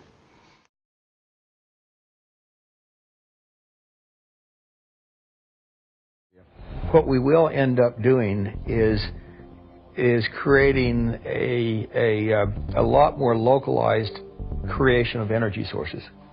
So that if you have an energy problem, it's the problem for your village versus the problem for 1/3 of the United States. Alternative energies are going to be, at best, small lifeboats made available in local communities by people who say, nobody's going to do this for me, we have to do it for ourselves. Just as we're seeing, happily, the rise of a local food movement that begins to challenge the hegemony of the kind of agribusiness model, so too we're beginning to see, and I hope we'll see much more, the rise of a more localized energy system. I look forward to that. Most of our clothes, most of our industrial products, of course there'd be far fewer of those, would be produced locally. Factories would be smaller scale, with living machines inside them, with plants inside them, and the workers would work only a few hours a day and then spend most of the time tending the gardens outside in the factory, because we wouldn't need so many industrial products. So everything would be suffused with this Gaian sensibility. Energy should be produced locally and not shipped enormous distances. We would relocalize on a massive level the huge transportation networks that we now require to move food around would disappear. We will have a renewable energy future, whether we plan for it or not, so we should plan for it. But it's not going to be a future of consumerism and rapid economic growth. With transport, for example, we will have a less mobile future. Our current transport system relies almost entirely upon petroleum, of which we will have less. And as a result, we're not all going to be driving electric cars in 10 years. And we're not going to be flying in airliners with giant batteries. They would be too heavy to get off the ground. We will be less mobile. So let's plan for that. Let's plan our cities so that people can get where they need to go by walking or by bicycle. And where necessary, let's provide electrified public transport for them. And when we travel, we'll travel because we really want to go there versus having to commute 2 hours each way, which people don't like to do. Every kind of renewable energy that can be reasonably done should be done, of course. And here I would see that, just hearing it today, it seems to me this tidal rotors offers the very best thing. I find these wind farms rather ungainly. They detract a bit from the scenery, and they are not constant supply. They fluctuate with wind supply, whereas the tide goes on relentlessly. I'm a bit less confident about biomass. Maybe something can be done in that direction. I think with the proper use of renewables, you get by for a while. And it's only a question of how soon you do it, because there's no avoidance it in the longer term. We have to get solar in our neighborhood to wire our apartment. Right now, we have to spend whatever it takes. We have to find ways to create biodiesel in our own community. We need small-scale hydro to keep river systems healthy. and small-scale wind energy that keeps visual pollution to a minimum and is safe for birds? It's not just growing the food, it's preparing the food as well. And so we do a lot of canning on the old-fashioned but new wood-fired cook stove, and we have these solar ovens and a bunch of sinks and a grinding mill. We're being powered right now by photovoltaic electricity. We've got panels on the roof of this building. We have 2 solar hot water heaters. The good news is we're getting really a lot better at using the sort of soft renewables like sun and wind. There were days this past summer when Germany, which is the one large country, the one non-Scandinavian country that's taken this challenge seriously, when Germany generated more than half the power it used on that day from solar panels within its borders.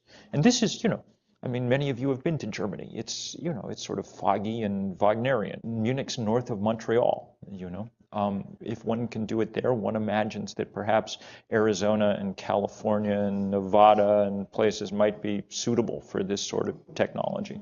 Same thing with buildings. We know how to construct buildings that require no external energy input for heating or cooling.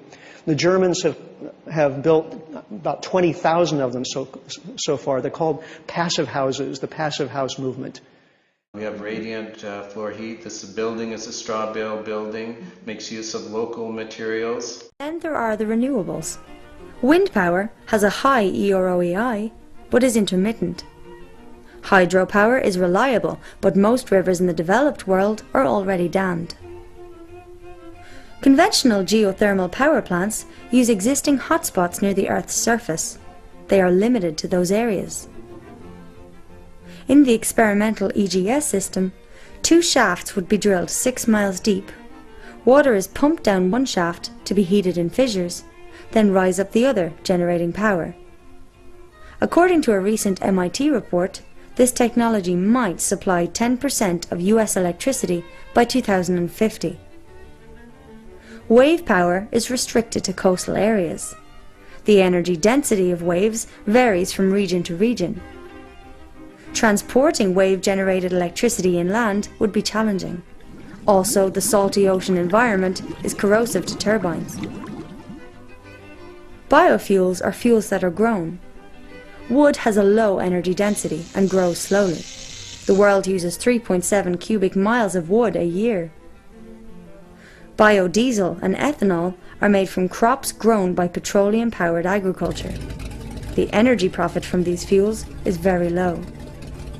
Some politicians want to turn corn into ethanol. Using ethanol to supply 1/10 of projected US oil use in 2020 would require 3% of America's land. To supply 1/3 would require 3 times the area now used to grow food. To supply all US petroleum consumption in 2020 would take twice as much land as is used to grow food.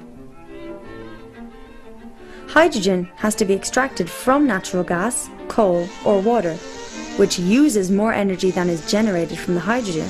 This makes a hydrogen economy unlikely. All the world's photovoltaic solar panels generate as much electricity as 2 coal power plants. The equivalent of between 1 and 4 tons of coal are used in the manufacture of a single solar panel. Concentrated solar power, or solar thermal, has great potential, though at the moment there are only a small number of plants operating. They are also limited to sunny climates, requiring large amounts of electricity to be transmitted over long distances. All of the alternatives to oil depend on oil-powered machinery, or require materials such as plastics that are produced from oil. When considering future claims of amazing new fuels or inventions, ask, does the advocate have a working commercial model of the invention? What is its energy density? Can it be stored or easily distributed? Is it reliable or intermittent? Can it be scaled to a national level? Are there hidden engineering challenges? What is the EROEI? What are the environmental impacts?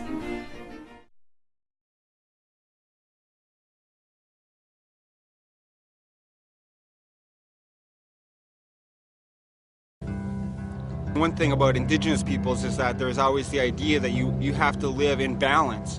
And, you know, emotionally, physically, spiritually, emotionally, you have to have balance. And so this same philosophy was applied to the natural world that they lived in. Our people never exploited more than what we needed. We respect the land, we respect the animals, we respect the water, we respect the air, the wind, the fire, all the sacred elements. And we believe that they all are living. Bringing our own behavior back into balance.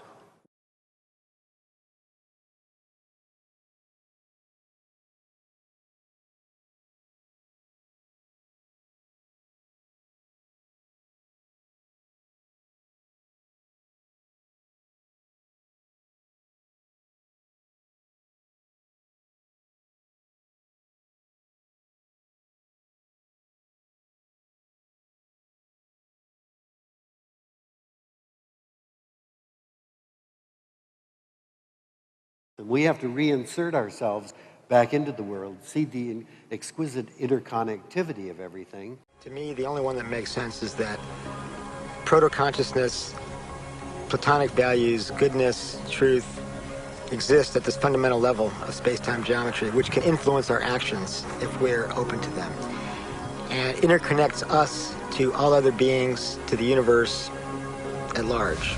Nature itself, as universally sacred, provides the primordial metaphysical basis that lies behind all cultures, societies, and civilizations, through which all of humanity could therefore be said to be transcendentally united. Tied in with this belief is a felt kinship with non-human entities and a conscious awareness of the interconnected and interdependent nature of life on the planet. The importance of sense of concern, of well-being of other. The main sort of thing is we must develop oneness of humanity. So simply, too much self-centered attitude, selfish. One company, one family, one individual. Always, you see, consume, and greed, more greed, regardless of what other sort of consequences. That is, I think, a mistake. We have this special sort of brain, and we have the sort of ability, reasoning, and long-term interest. So now today, global economy, not based on one nation, but whole world interrelated. And environment issue. Whole world is facing because of the similar problem. So therefore, you see, these, we use human intelligence, then thinking these things, then automatically, now for example, the Buddhist sort of concept, we call entire sentient being mother sentient being. Mother sentient being. All sentient beings are very dear to oneself, as your own dislikes mother. So we call mother sentient being. So therefore, you see, they practically, of course, for the time being, forget about other galaxies, just our own world here. The 7 billion human beings,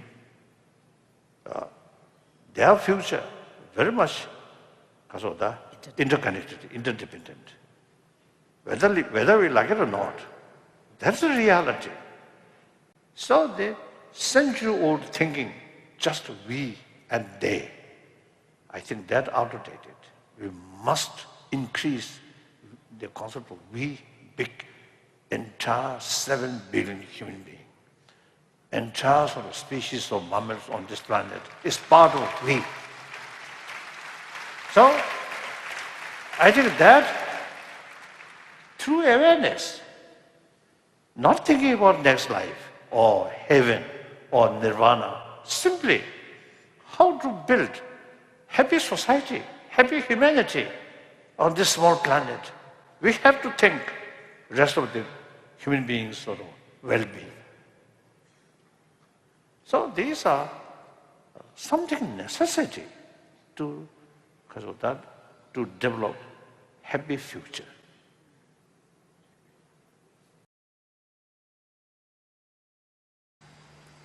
Well, I think the most important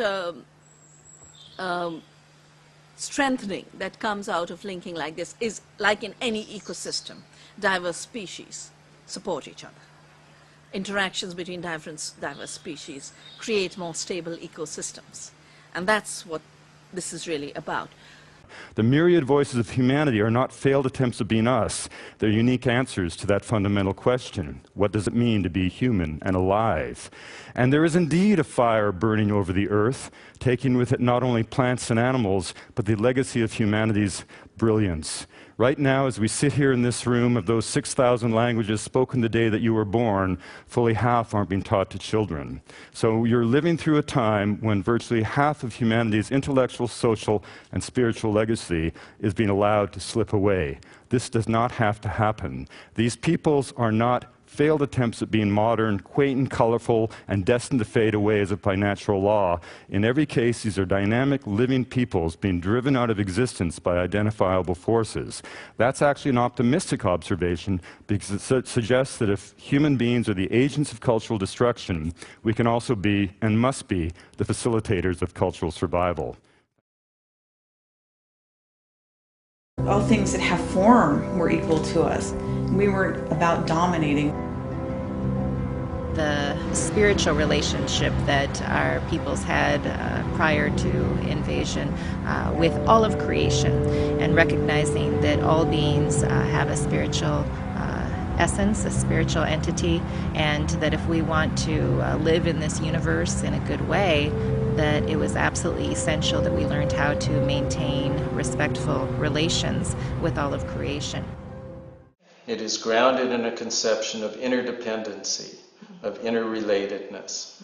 And once there is a full recognition of that, then there is an understanding that the welfare of one cannot be separated from the welfare of others, from the welfare of the whole. We need to develop in a way that is equitable and that also maintains a balance with the larger living systems of the world. The ground of the movements is very simply that all species on this planet have rights, and each of us very ordinary human beings also have rights.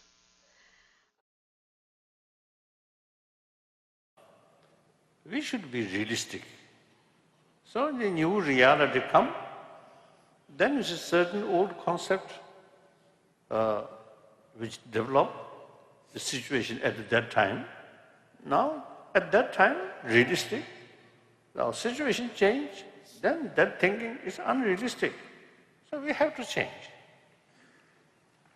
It's quite simple.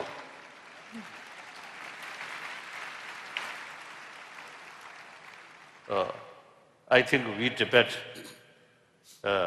in our own land, cold, high altitude, so certain our lifestyle, including our dress, accordingly.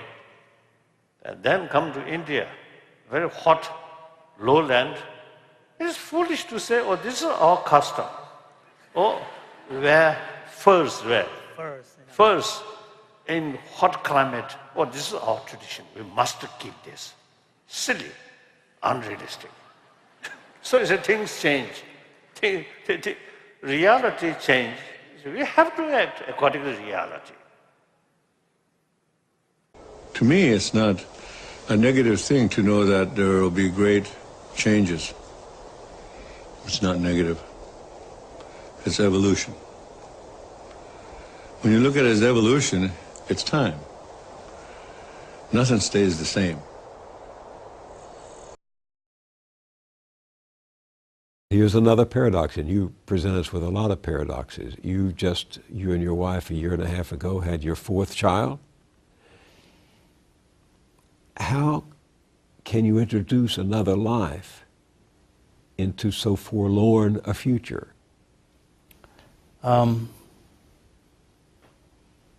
That's not an easy question to answer. I look at my youngest son, and his favorite book is Out of the Blue, which are pictures of narwhals and porpoises and dolphins. And I think it is most probable that within your lifetime, every single one of those sea creatures will be dead. And in so many ways, I feel that I have to fight for them. That even if I fail, they'll say, you know, at least my dad tried. We've deeply betrayed this next generation on so many levels. Cut through the crap and do what is necessary to protect the earth for here and now and for future generations. It is you that are going to have to answer to your children 50, 75 years from now when they ask what you did during the eco wars. Because as a father of 4 children, I know that if we don't stop these forces, they will kill us. They will destroy the ecosystem on which the human species and my children will depend for their life. And that is really the stakes that lie before us, and why there is an imperative for all of us to take risks. And I don't like going to jail, as I have. Going to jail is more time than I care to donate to my government, but it really is the only option left. Because if we fail at this, then it's not just this particular civilization that will be extinguished, but human habitation. I, 1959, come from Tibet, escaped to India. Okay. But now whole world, some problem. There is no other place escape. Moon, I think, through centuries, poetic sort of expression mentioned. Inspiration for poets. Moon and darks, because of the night, moonlight, that things. But if we go there, try to settle there, impossible, horrible, no hope. So therefore, this is only home. We have to take care, not only our generation. Of course, the other day, yesterday also I mentioned, I'm a Buddhist monk. So no worry about my children's sort of life. But I think Governor also, I think, have some children and grandchildren. So you see, you have to sort of think seriously about their lifetime in future.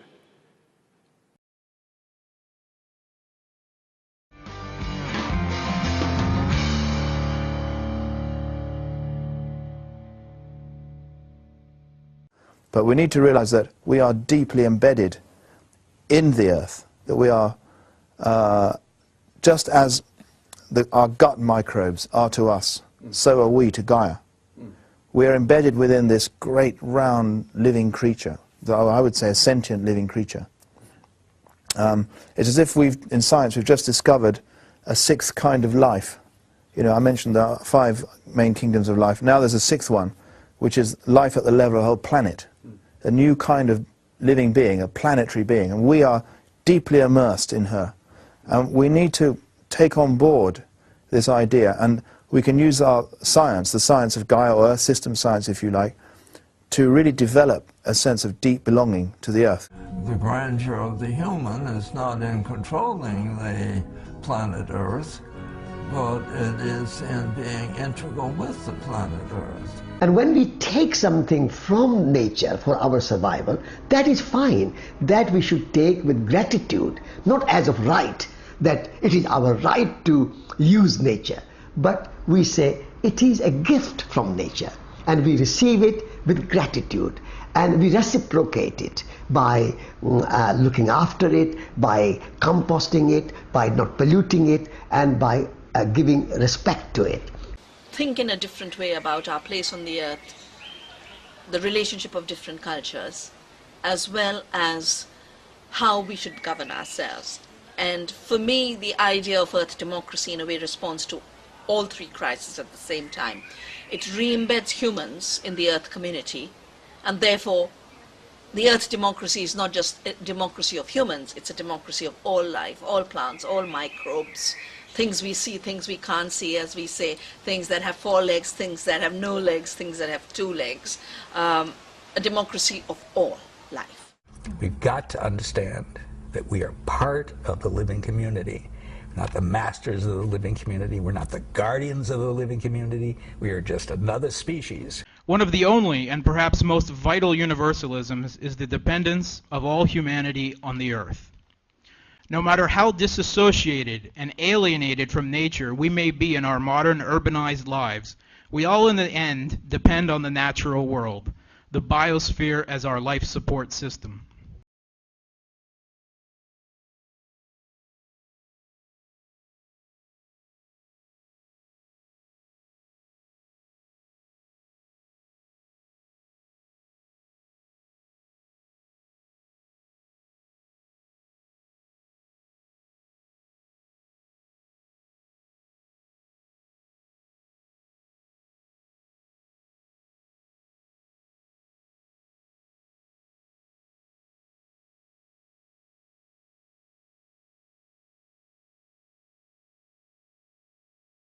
For me, you see, everything is animate.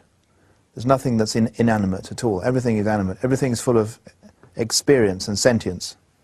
Following Father Thomas Berry, I would say, like him, that the earth is not a collection of objects, but a communion of subjects. So the old mechanistic worldview is that the world is a collection of objects, these billiard balls we talked of earlier. But what if the earth is more like a communion of subjects? In other words, everything has subjectivity, even atoms and molecules. Then the whole earth and the whole cosmos is fundamentally meaningful. And there's no longer a split between human culture and nature. Culture goes, in this view, permeates everything. Humans have a certain kind of culture, but so do bacteria, so do trees, so do birds, and so indeed does the whole earth. So this animistic perspective allows us to dissolve the dichotomy between ourselves and the rest of nature. And this gives us fantastic motivation, energy, and satisfaction. For me, the earth is a great intelligence. It's actually a psyche. I'm not using that metaphorically. I think the earth actually is a psyche. And it's not just me who thinks this. I mean, many traditional, in fact, I would probably say all traditional cultures have said this about nature. It's actually a great psyche. Remember Plato's psyche cosmou. So we had it even in our own culture before the scientific revolution. I feel that because we are no other than the living earth, we are part of this, we are inextricably embedded in nature, we have no independent existence. Biological metaphors serve us better than mechanical metaphors. So rather than spaceship earth or anything like that, the metaphor I'd like to draw out is one that was introduced to me through these 2 elderly sisters in Sydney called by the name of Bradley, and they created a method of regenerating native bush, which is known after them as the Bradley method, and which is quite popular. And what they found was that when, if you'd like to have the native species and the native intelligence of a place return after it's been damaged in any way, or even after it's been destroyed, that no heroic measures are necessary of planting huge numbers of trees or anything like that. That basically what you have to do is to be able to recognize both the native plants and the exotic plants, both from when they first appear out of the ground as tiny seedlings to when they're fully grown. And the method consists of pulling out the exotics without treading on the natives. And it's a sort of a humble thing to do compared to, like I planted 100,000 trees today or anything like that. But the interesting thing about it in this context is that there's one further rule that if you have an area that you're managing in this way, then the temptation is always to try and repair the place which is the most severely damaged. And this doesn't work. That what you actually have to do is to find the strongest expression of native vigour that's taking place. If the whole area is a park that's been mowed for 100 years, but there's a little corner that the mower couldn't get to, and there's a few annual weeds straggling through, or the beginnings of you know, like some pioneer species succession, and you start from there. You start from the strongest area and you start removing the things that are hindering that, removing the goats or removing the fire or whatever it is that's preventing that from becoming stronger, and slowly year after year you back out of that area, allowing it to grow, and eventually after some years maybe through the microclimate that's created by the pioneer species, maybe through the mulch of the leaves that they drop, or maybe some birds drop some seeds, or maybe they've been waiting in the ground for 100 years for the right conditions, but eventually the pioneer species come up by themselves, and every year it grows stronger, and so by the time you reach the badly damaged area, the whole system is strong enough to be able to deal with that, whereas if you start in the badly damaged area, it's not going to work. We are the only species with the power to destroy the Earth, yet if we have the capacity to destroy, so too do we have the capacity to protect. We have the power to destroy that community, and when we do that, we destroy ourselves. Around the world today, we're seeing an incredible transformation from what I would call a biocidal species, one that, whether we intentionally or unintentionally, have designed our systems to kill life a lot of the time. This is, in fact, this beautiful photograph is, in fact, over the Amazon. And here, the light green are areas of massive deforestation, and those beautiful wispy clouds are, in fact, fires, human-made fires. We're in the process of transforming from this to what I would call a biophilic society, one where we learn to nurture society. So that afternoon I went out and I sat next to this tree that I had a long relationship with, and I asked the tree, what is the fundamental predator-prey relationship? And the tree gave me the answer right away, which is, if you consume the flesh of another, you now take responsibility for the continuation of the other's community. The first ethic, to take care of the land, of the earth. This is very important. I think what we are is at a very historic moment. It's a historic moment because at a time we are seeing destruction on a scale you can't imagine. We're also seeing the emergence of a unifying thinking, a thinking that brings together all the diverse movements. Climate change, more than almost anything I can think of, demands a kind of interdisciplinarity to make even the slightest sense of it. In fact, it's a good reminder that we should think about it less as a problem, an issue, a crisis, and more as a kind of lens through which to look at the world. Can call this the shift in consciousness. There's the coming up of new evidence from science and quantum theory, systems theory, chaos theory, holographic theory.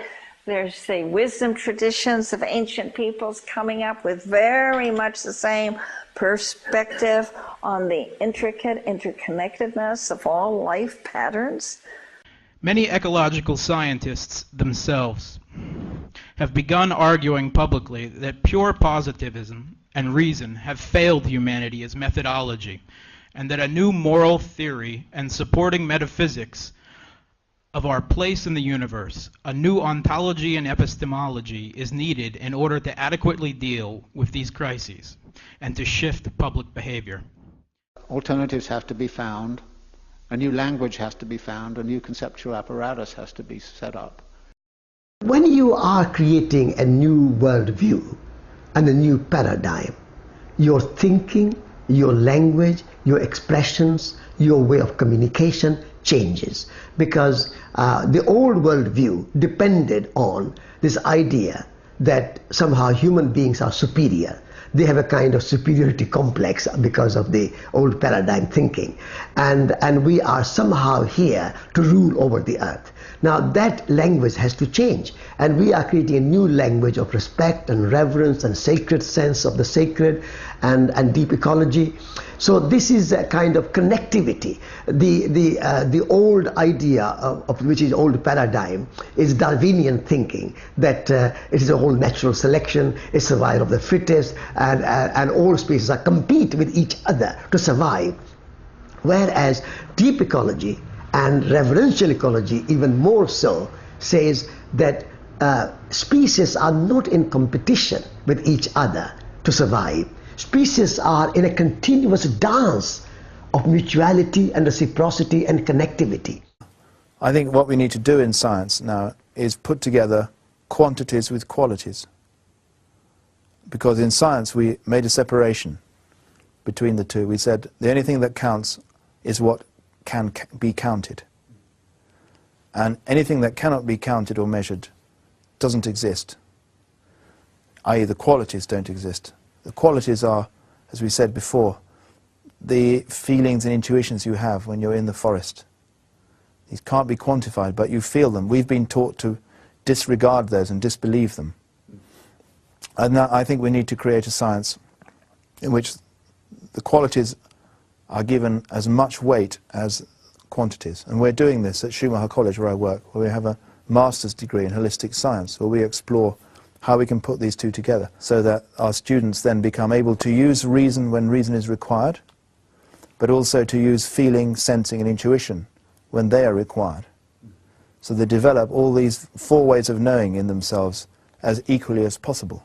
And then you don't have thinking anymore, you have thinking, feeling simultaneously. So then you end up with a science that's fundamentally ethical.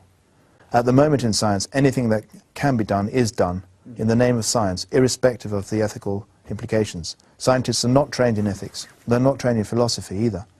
They're just trained to be good servants of the mechanistic metaphor. So in holistic science, we try to heal that mistake by focusing on qualities, the qualities of things. These undefinable, but nonetheless real communications from the world of meaning. We combine that with our quantitative approaches to the world as well. Being connected in a vital way and realize that nature itself has wisdom to impart. What I want to talk about this morning is the gifts of uncertainty. The promise of this dark age are the gifts that we can harvest from uncertainty itself. What do we get from uncertainty? We get the present moment, for one thing. We get a fresh recognition of the power of intention. We get the befriending of our pain and the great mystery that it brings us. We get our solidarity with all our relations. And we get an immensity of time, our true age. We're not just passing into another historical period or another cultural modification.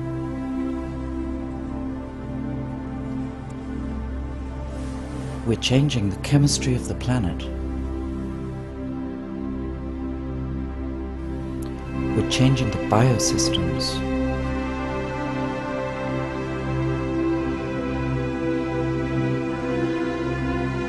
We're changing the geosystems of the planet on a scale of millions of years.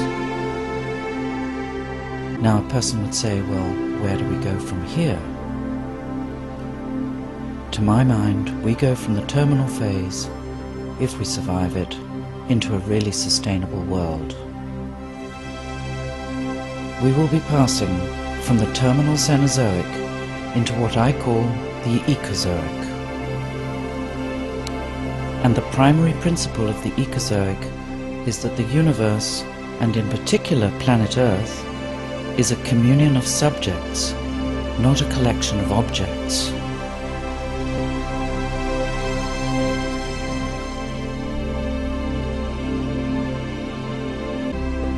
The present urgency is to begin thinking within the context of the whole planet, the integral Earth community, with all its human and other than human components.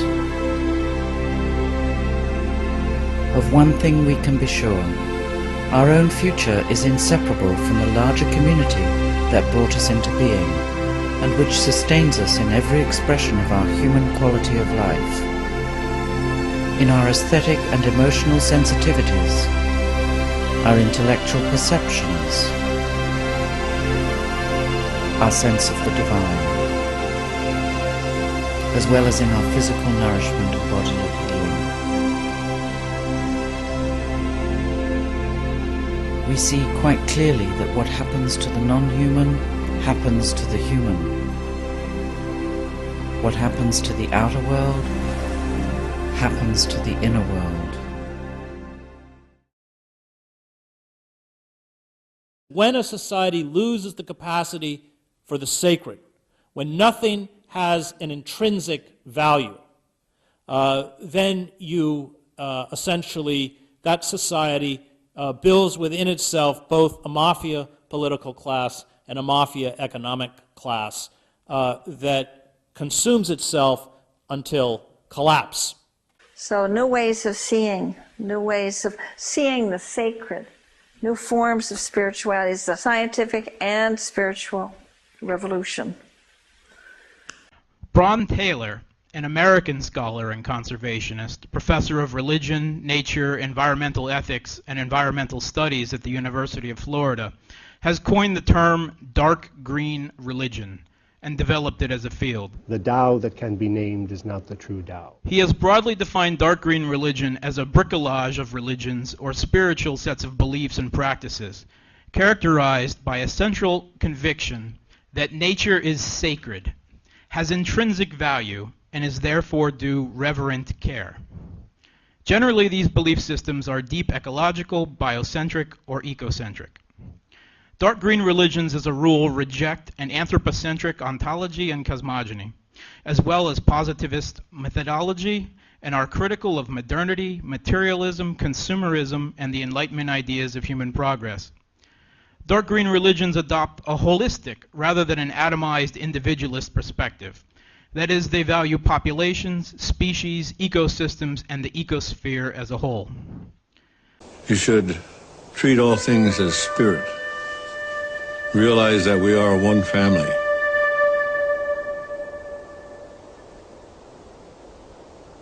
Everything is spiritual. Everything has a spirit. Everything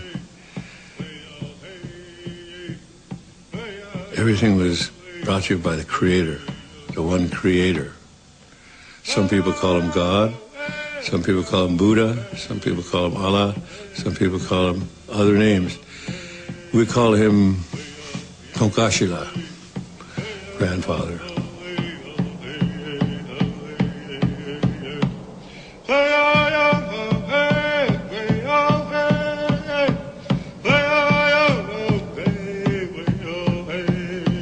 We're here on Earth only a few winters. Then we go to the spirit world. The spirit world is more real than most of us believe. The spirit world is everything. There are a lot of these things over which I don't have any control at all. And so I'm trying to control the things I can control while looking forward to a better future than our recent past. So I really only give 4 pieces of advice, and it's the same piece of advice 4 different ways. First, from the moral philosopher, the boss, in the end, what you don't surrender, well, the world just strips away. That's from his song, The Human Touch. Or from Zen Buddhism, let go or be dragged. The near future will not be like the recent past. Let go of the notion that it will be. Let go of the notion that we can have infinite growth on a finite planet with no consequences. We can't. It's clear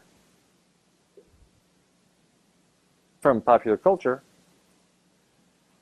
Seize the day. Or as students sometimes point out after I speak, crappy DM. They say I've been pronouncing it wrong. It's really a pretty shitty day, thanks to you. Or from Nietzsche, live as though the day were here, which is something we maybe should have been doing all along. You know, living in the moment, recognizing that what we have is this, here, now.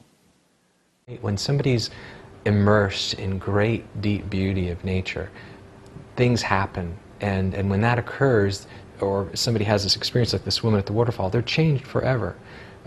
And Unfortunately, we're kind of in a pretty dire situation in our relationship with nature. If I think with my head, I get very pessimistic, but if I feel with my heart, I'm very optimistic that because human beings are nature, it's just a matter of time till we come back to our roots, to ourselves. And the pendulum swings the other way. Swings. I hope we don't have to go through too much environmental disaster, but we've been through a lot already. The key is it will happen because it's simply the truth. I mean, we are nature. No matter what kind of, even from a spiritual standpoint, you find in the Bible, nature is God's art. It's infused with spirit and God. We are siblings in the cosmos. We'll have to create those stories again about, if you like, the spirits in the local trees, about the local rivers, about the local mountains and valleys. We'll have to recreate rich local cultures once more. So we need to look for a metaphor that is more appropriate.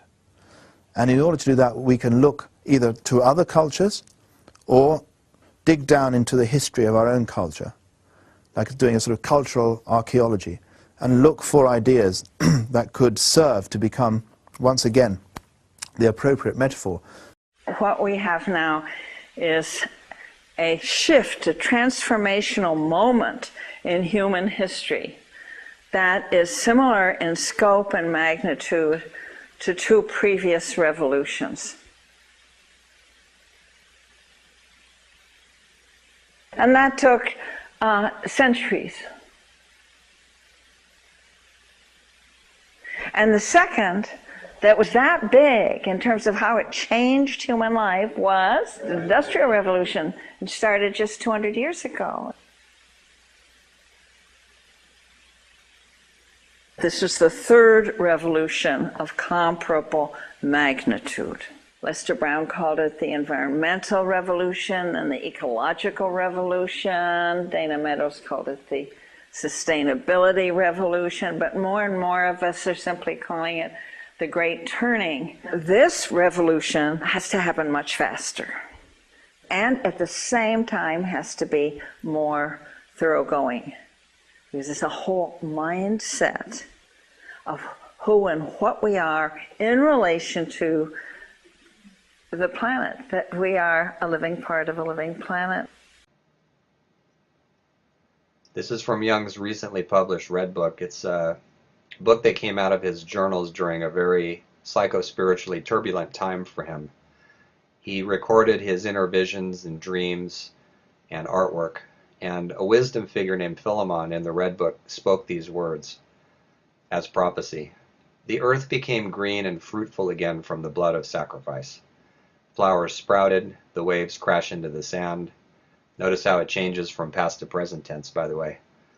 Silver cloud lies at the foot of the mountain, the stones speak, and the grass whispers. Philemon speaks these words, and then he leans toward the earth and kisses it and disappears.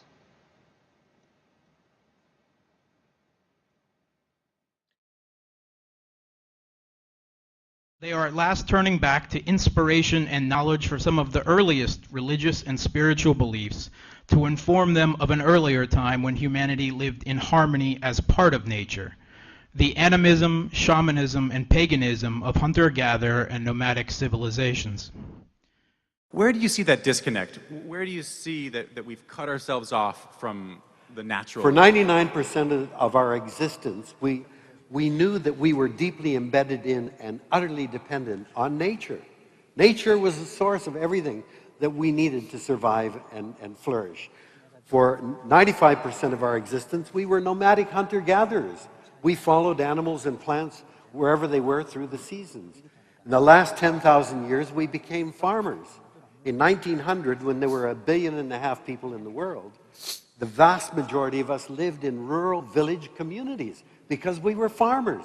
And farmers know that weather, climate, the seasons fundamentally affect our ability to survive and flourish. They know that insects are necessary to pollinate flowering plants. They understand that certain plants can create a fertilizer in the soil by fixing nitrogen. Farmers understand we are embedded in nature. Okay, the quick answer is look to see what your great-grandparents did. Oh. Okay, that would be a really good start. You know, they were acutely aware of limits. You know, they turned off lights, you know, if they had electric lights or gas lights. They reused things. I mean, probably the best, I think, the most useful and also fun ways to go back and see what people before us did. They weren't dumb. Okay, we can learn from them, and it's fun, and it's a very deepening experience. How could 3 million years of human life be meaningless? The way people were living at that time, during that vast period, they were living in a way in which humans could live for millions of years, tens of millions of years. And that's something. Man, now we're saying, how many decades can we have? And if we go on living this way, it's not many. I don't think we've got an option. We have to do this, otherwise our civilization simply won't survive. So it's not about going back to a previous state of existence, you know, say pre-industrial existence. It's moving forwards into a new, thoroughly exciting, thoroughly challenging situation, full of possibilities that we haven't plumbed before in our culture. There are infinite small solutions. You fix one little problem here, one little problem there, and life is better. You think globally, you act locally. People have to start from scratch and start to do small things, baby steps. You want to start a revolution? Start it in your backyard. Plant a radish. Get radical. Go to the root. There are many things you can do, and many things we can do as a community, and I want you to start today. When we walk out of here in approximately 3 minutes, I want you to turn to the person next to you and say, what shall we do today? What shall we do tomorrow? What shall we do next week? Let's do something. That's all I ask. Let's try to make a better future than our recent past. Better for humans and other animals. We've been pretending for so long, we've forgotten what we once knew. You can't survive in the long run if you don't follow the laws of life. If we're going to thrive, and we have thrived as a species for a couple of million years, if we're going to thrive in any era, including the post-carbon era to come, we're going to need only 4 things that we have some control over. We need to secure clean water, secure healthy food, maintain our body temperature at somewhere around 37 degrees centigrade, and develop and maintain a decent human community. That's all. I mean, at risk of sounding hopelessly optimistic yet again, this ain't rocket science. We've been doing this for 2 million years and getting along just fine. We don't need fossil fuels for any of that.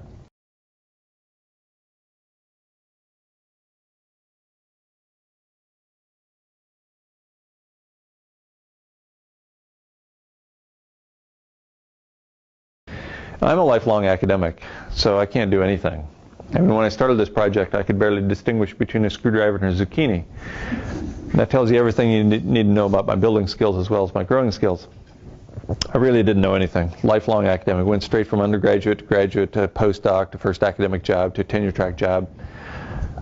We're getting ready to sell our suburban house in Tucson, and the toilet goes shh, like once every 2 days it leaks a little bit. So I decided I need to fix that because I just know somebody's going to come in and look at the house. It's going to do that. They're going to say, I don't want to buy this house. It's got a leak.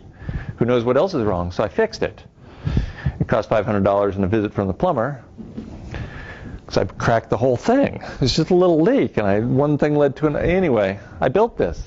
I built this partially subterranean straw bale greenhouse. It's got straw bale walls, and it's incredibly well insulated. It's got a skylight. I even forgot to put the skylight on the first time. I had to rip the roof off and do it again. That's how I do everything, 6 or 8 times. So my point, and I do have one, ultimately, I'll get around to it, is that if I can do this, I can't imagine anybody not being able to do this. Growing food and building relatively simple structures is not something that is beyond the pale for human beings, even human beings this far into industrial civilization.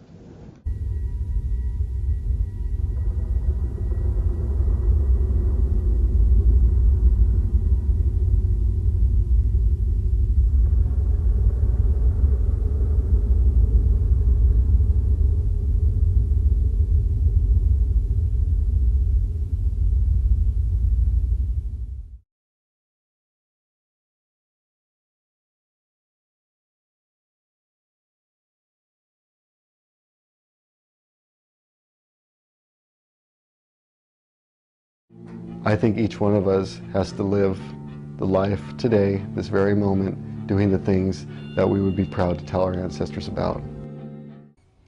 You see, we live in a time when our karma, that is the consequences of our actions, thanks to science and the industrial capitalism, extends into geological time, reaches of time.